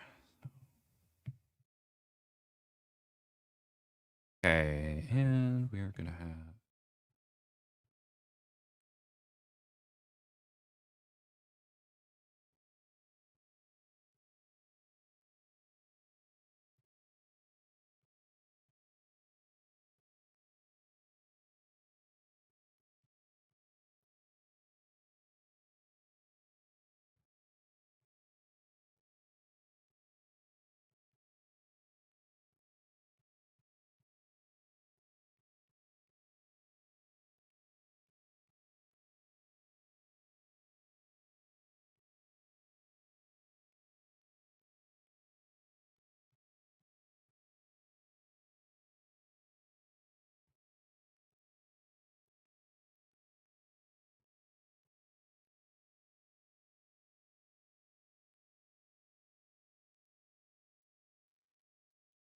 when do we get the psychoanalysis? I don't know. When I start developing different kinds of pseudoscience, that's when we get that.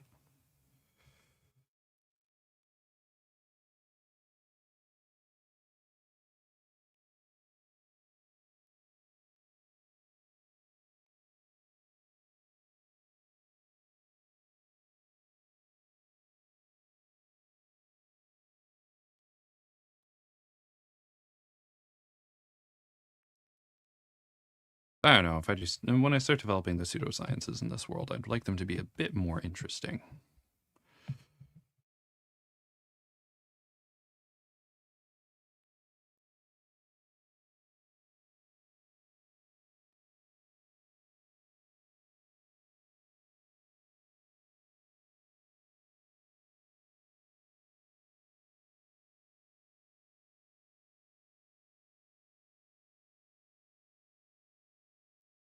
Yes. So we're still figuring out the milk drool, whether the milk drool is going to come um what at what point the milk drool is going to show up. So they may have different ways of lactating.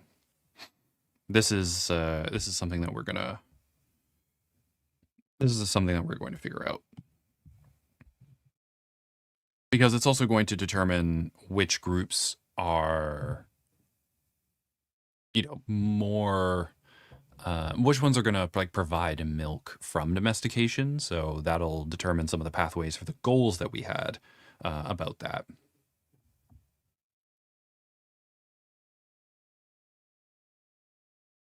Yeah, that is something that I really enjoy doing.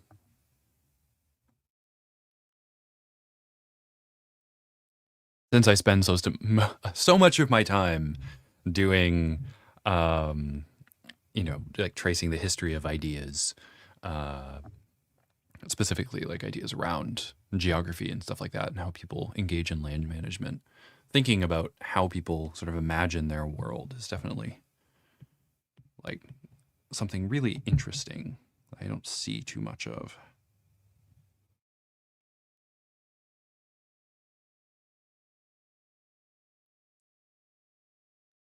All right, and so this little guy is also this little girl. Sorry, this gal is going to get some of those scales.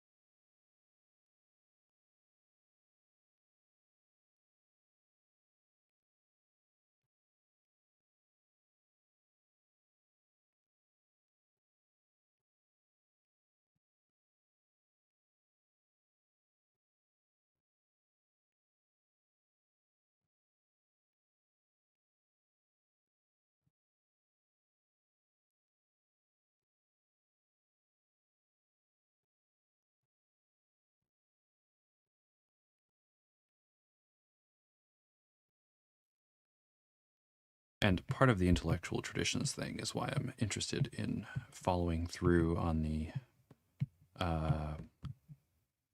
quality chart. Because I'm always excited about the variety of these early polities and being able to kind of plot that out. And, you know, when I'm talking about the wingless and other groups, I guess next year when I get to that. Well, yeah, probably next year when I get to that. Well, I may not get to the wingless proper next year. They, you know, we'll talk about the, you know, where their ideas come from and why they're doing what they're doing, you know, why their ideas of the world are the way they are and how those develop. Got some good sources in the bank that I'm going to be using and then discussing in the footnotes.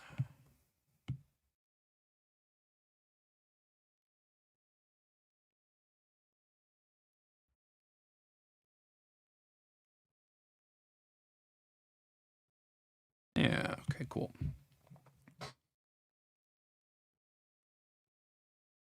I don't like that as much.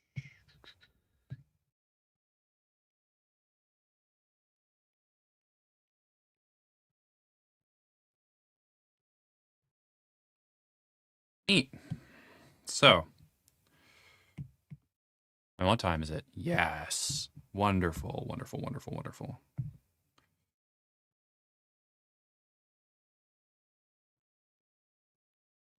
And oh no, I don't need this down here.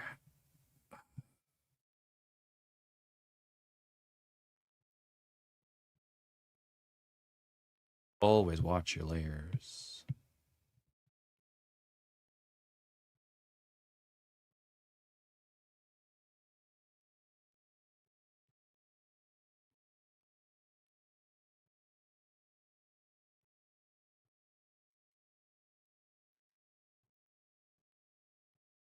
So now we have, yeah, I just decided to switch over, didn't I? Yeah, this is much more convenient. So this is the Tuatara-esque, Rinkacephalian-esque.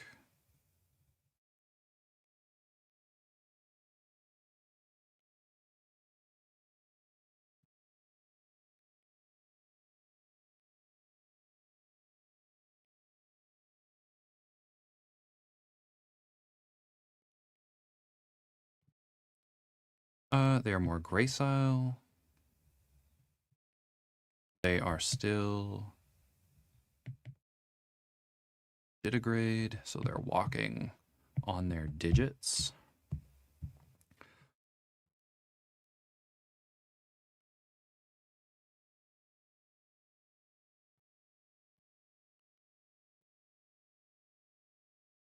And we're going to bring them up to the height one here.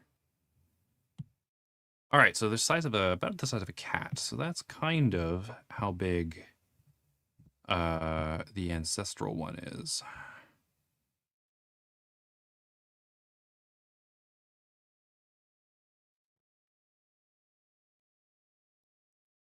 So let's kind of reorganize them a little bit.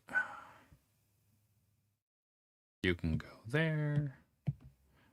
Like a big cat, I suppose.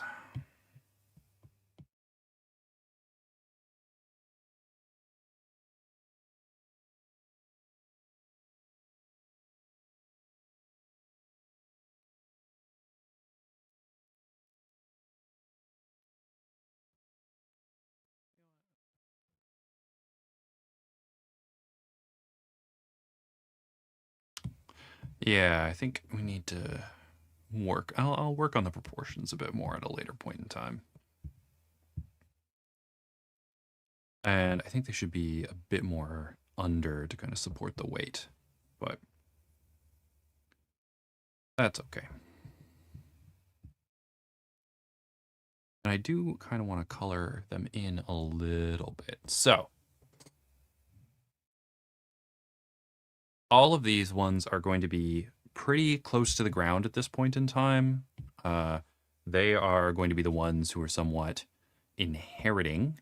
Um, let's put this one up here, and then they're going to be more or less inheriting this situation from, I'll go for a bit. I'll just go for a bit longer. They're going to be the ones inheriting this situation after um, the kind of during the mass extinction. These are going to be the ones that are kind of starting out with everything. So if we go here for a sec,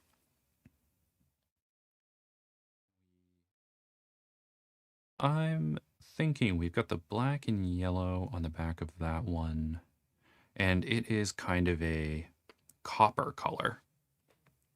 So we could have the original one being like a copper griffin, just referring to the color, or we could refer to it as an orange sable griffin.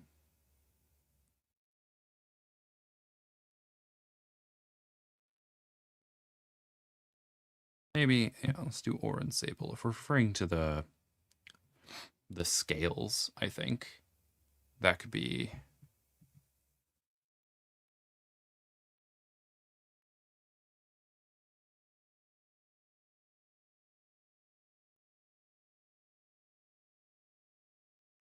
Did I just, yeah, I just changed it. All right, so.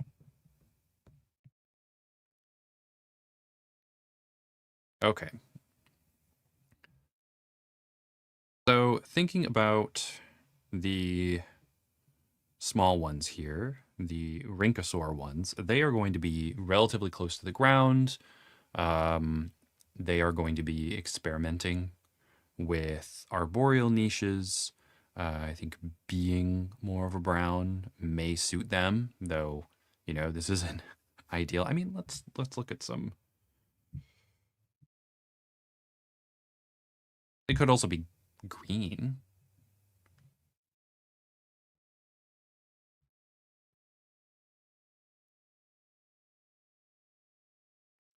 Why are they this color? Where do they live? There's also a greater fairy armadillo. Is it extinct?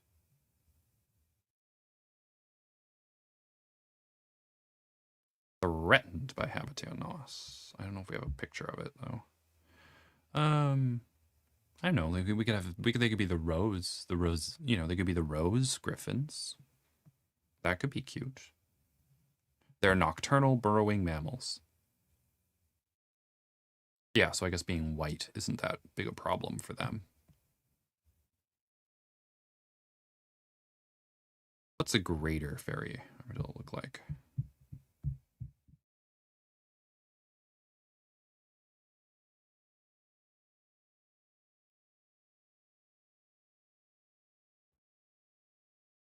Oh, okay, there he is.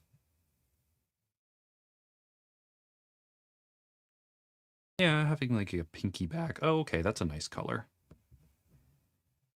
That's a nicer color. Okay. Just for fun.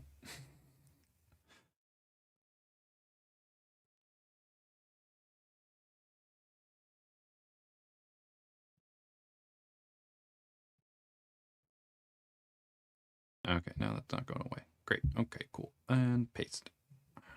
Allow paste. And let's get rid of that text.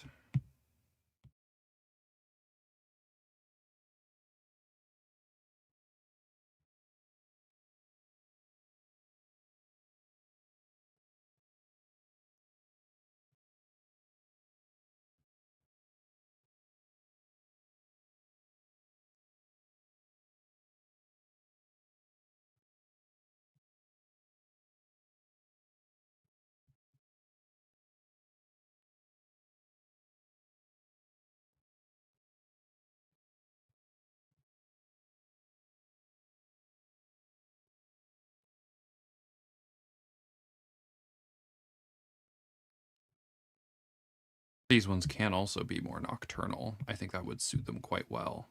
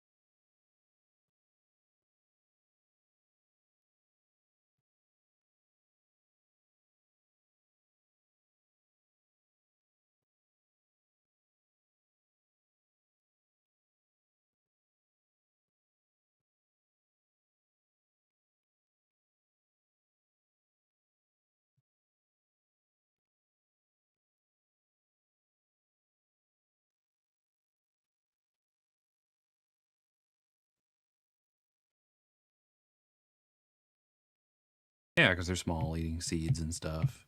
Maybe eating some of the Devian equivalent of insects, I suppose.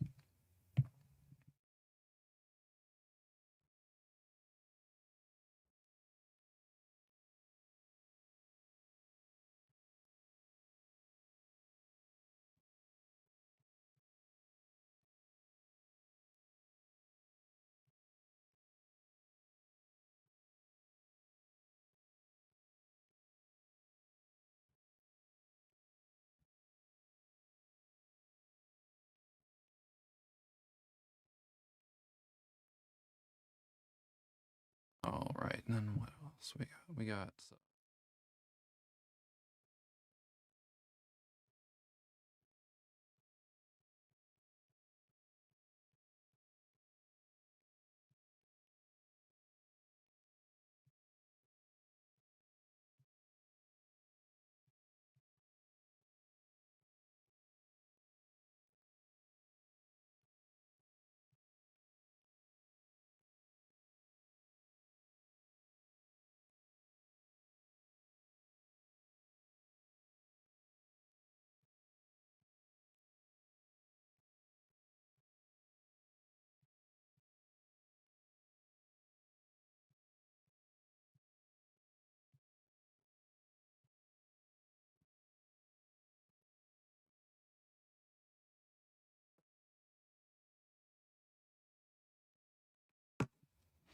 okay, and now let's just spot that in. I'll do some better. That looks all right. Okay, so pink fairy armadillo, done. What do we want for these ones here? I mean, I do have one that is green with the green scales, um, but you know that's not. You know, we don't necessarily have to go with that.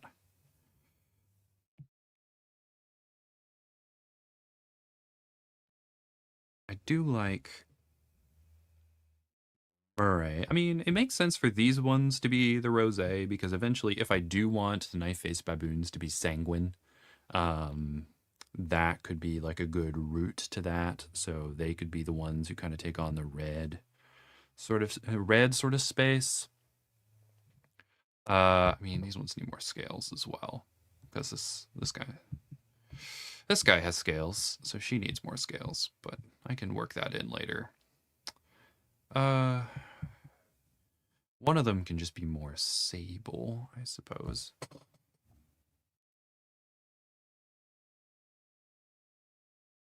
Oh, that's fun. The reason they think that is based on an accurate calculation but faulty reasoning. I love that stuff where they come to those sorts of conclusions by circuitous methods.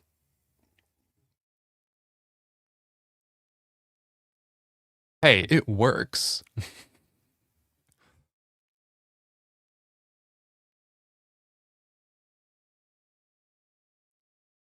Poo-poo. All right, what was I? I mean, I was also thinking of the green for those ones there being like kind of robust as well. What are the colors do we got? Yeah, maybe green could kind of work for these ones here. Maybe they can be green. Maybe they can be Veil.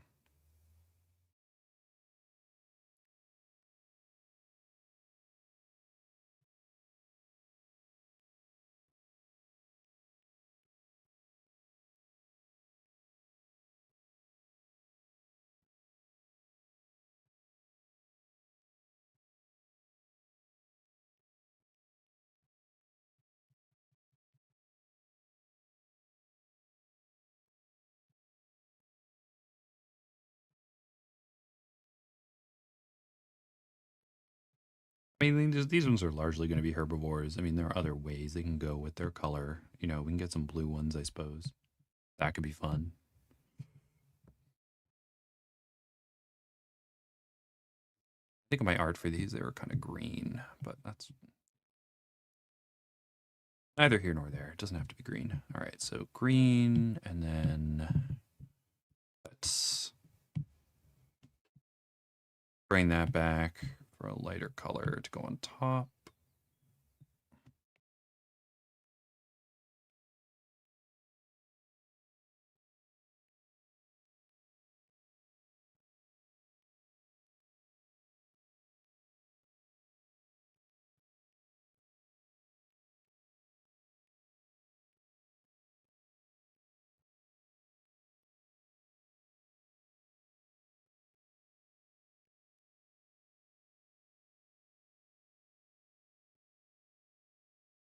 And from over here, what colors was I using?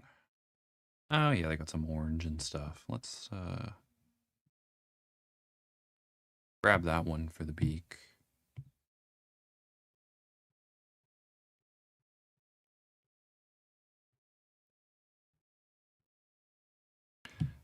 Maybe I'll shift it a bit more yellow as well for the highlight.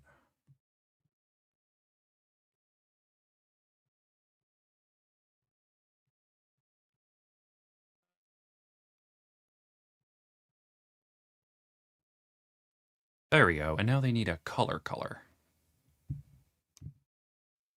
I mean, they can just be a kind of brown. That's where's the Ruinator thing here?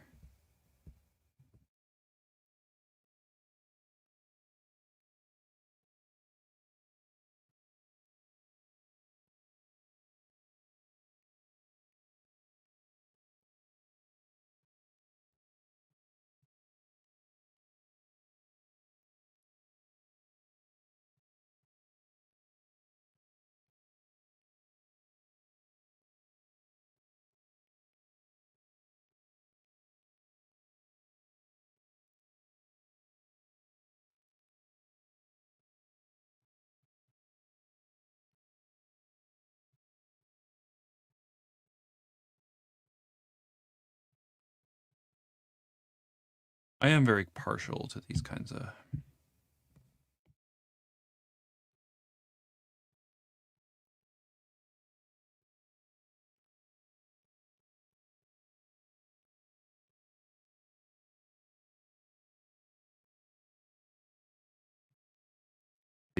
like ruddy colors. I like maroon a lot as well, so we'll definitely be seeing some of that. Ah.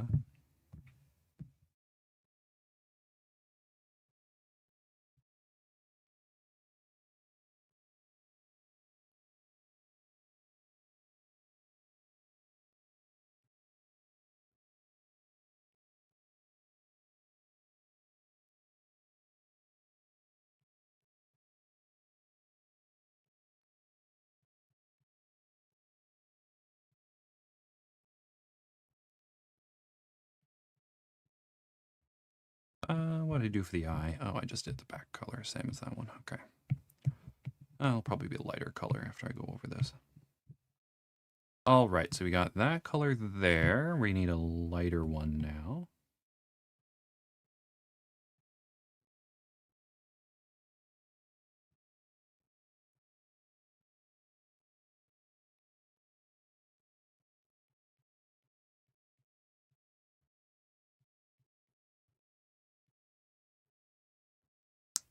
Oops.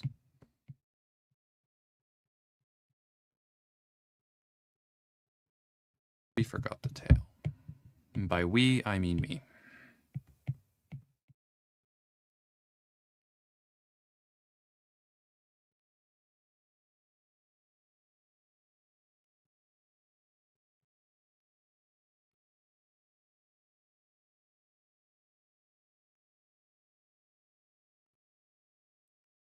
And now we need a darker color here. Boop.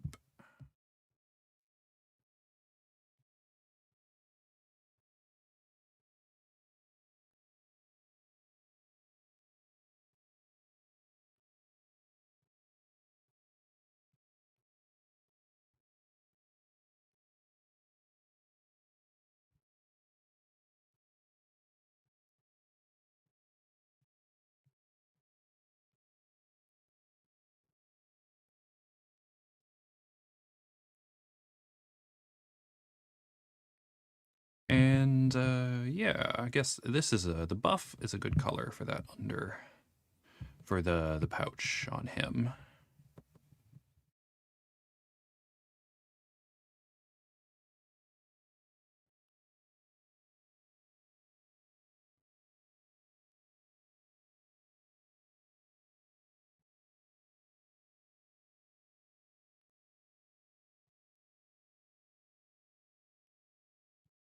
And since we're talking about stuff being like ermine and things,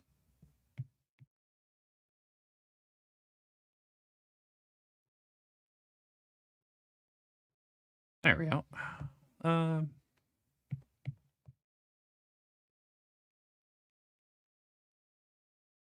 that's fine.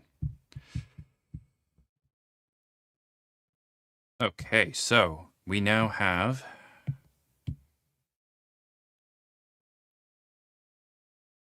one that is, yeah. And what is looking on the screen? Pretty good. All right. What are we going to do for those ones? I mean, orange. That's a good option. Could go black. But I mean, black then kind of requires more going on in the.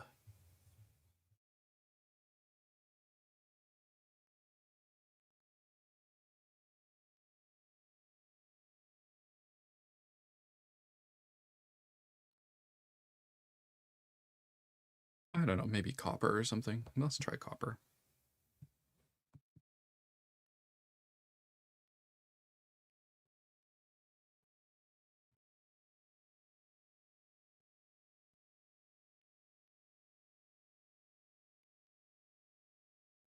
Needs more scales.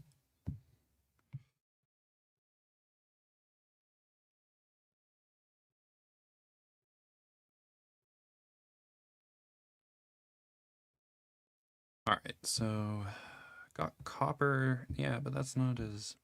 Let's grab 10A.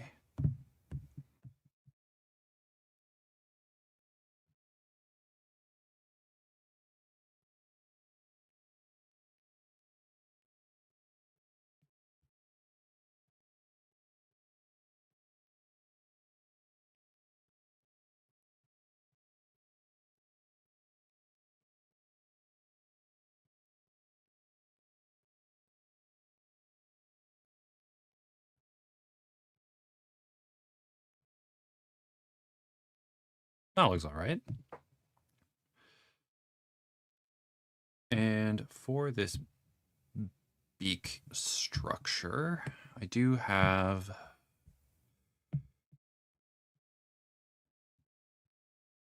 this fella here, so that may be a good color for it.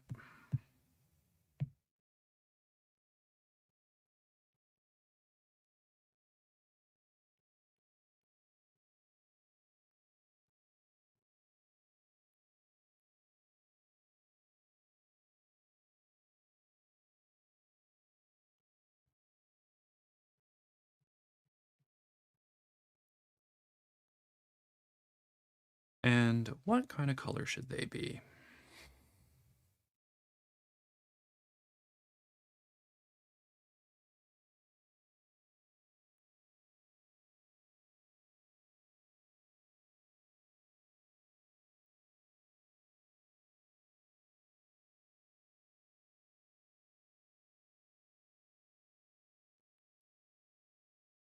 pattern match their way onto an infinite. Oh, this is the for the pi folks.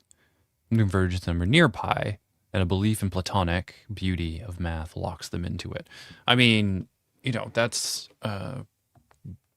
just the elegance of a solution can be compelling enough. I mean, the method, even if even if the method is flawed, I mean, you can land on something somewhat reasonable, and it can work, right? That's all you need to justify a system. Sometimes just needs to work. So we got the Vea. This one maybe orange, maybe Tene. I mean, copper seems to be good on the bottom, but that means we need a decent color for the body. Um,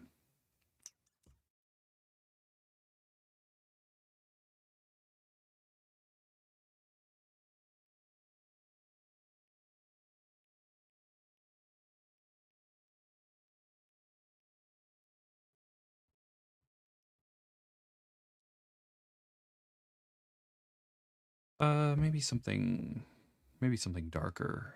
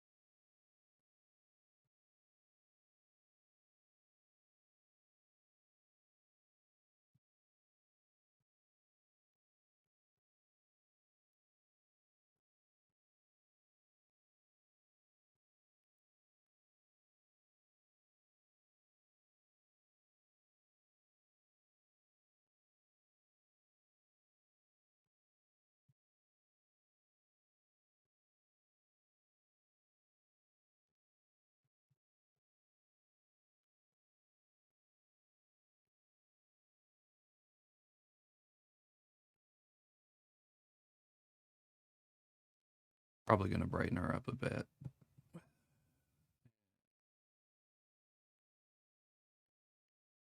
Or shift her more towards black.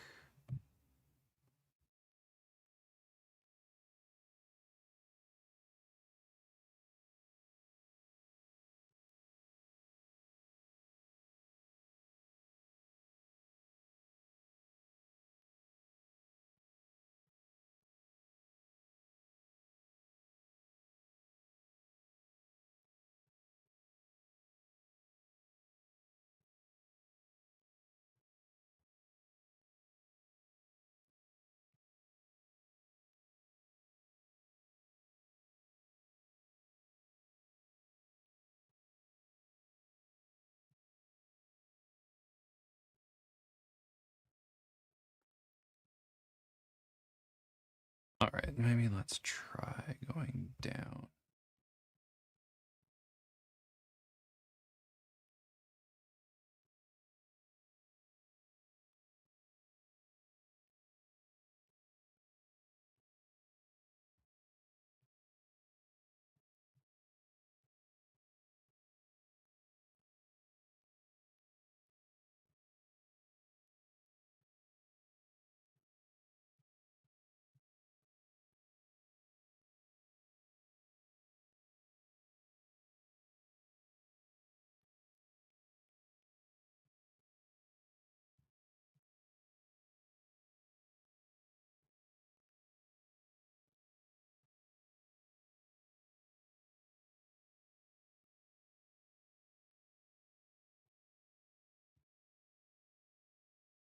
Hmm.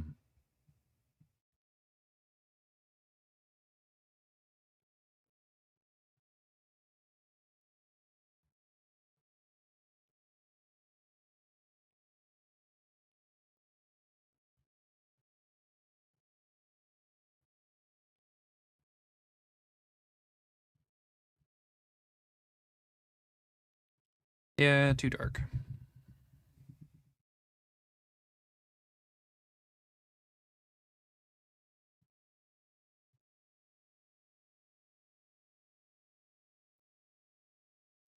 And if she is going...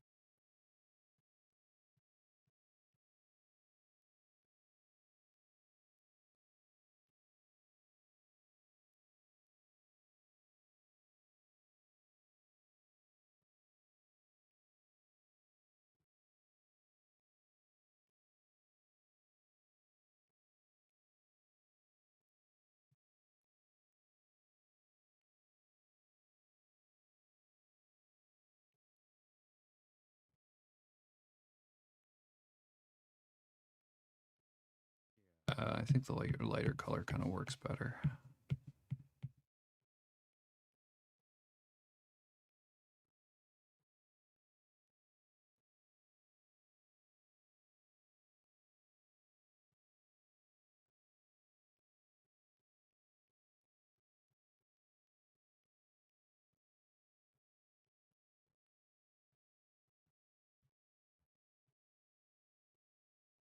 And let's go over.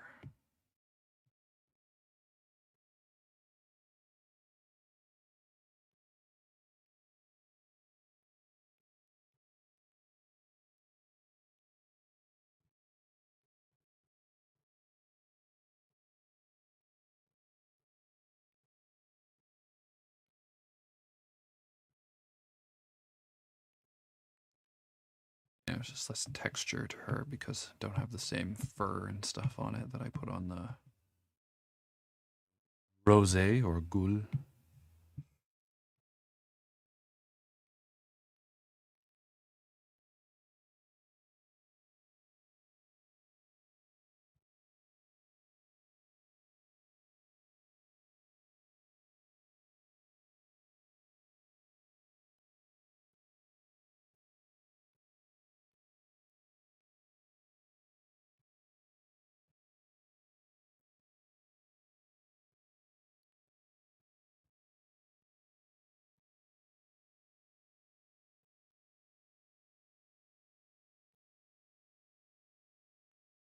What we say for that one? I mean, that one could be 10A.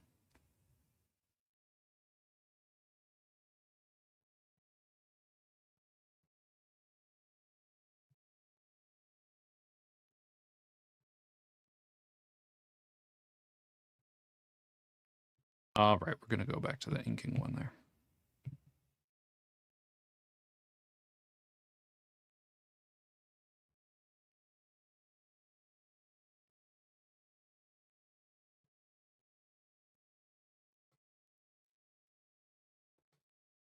All right, so from here, we have our 10A griffin, which has the beak structure here. I mean, we can...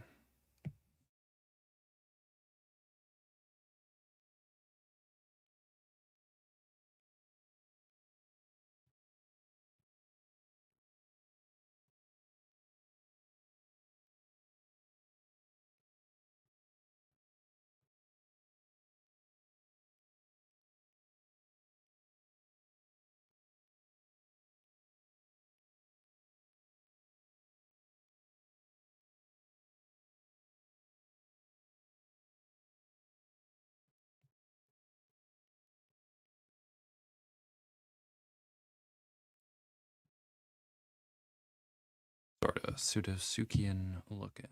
Not Pseudotsuchian, sorry. Just like the Rhynchocephalian, the Tuatara-esque one. Let's make it a little darker, I guess. Maybe shift it a bit.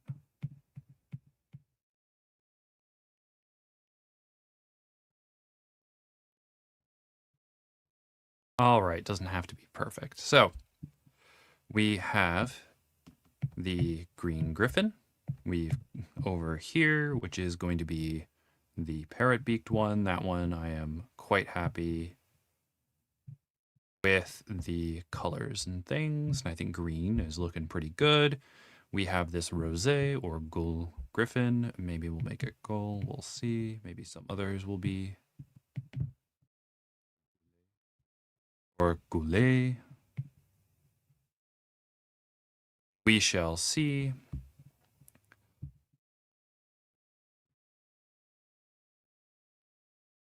And we can fit them into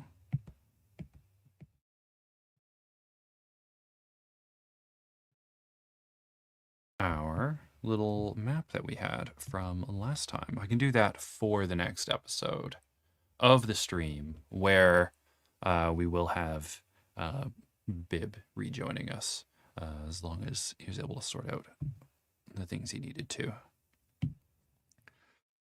So, you know, I'm not particularly happy with the 10A Griffin. That one may change, but the other two are looking pretty good. So we'll see what direction that we go in for that Griffin in the next episode. So yeah, she looks pretty dark in that.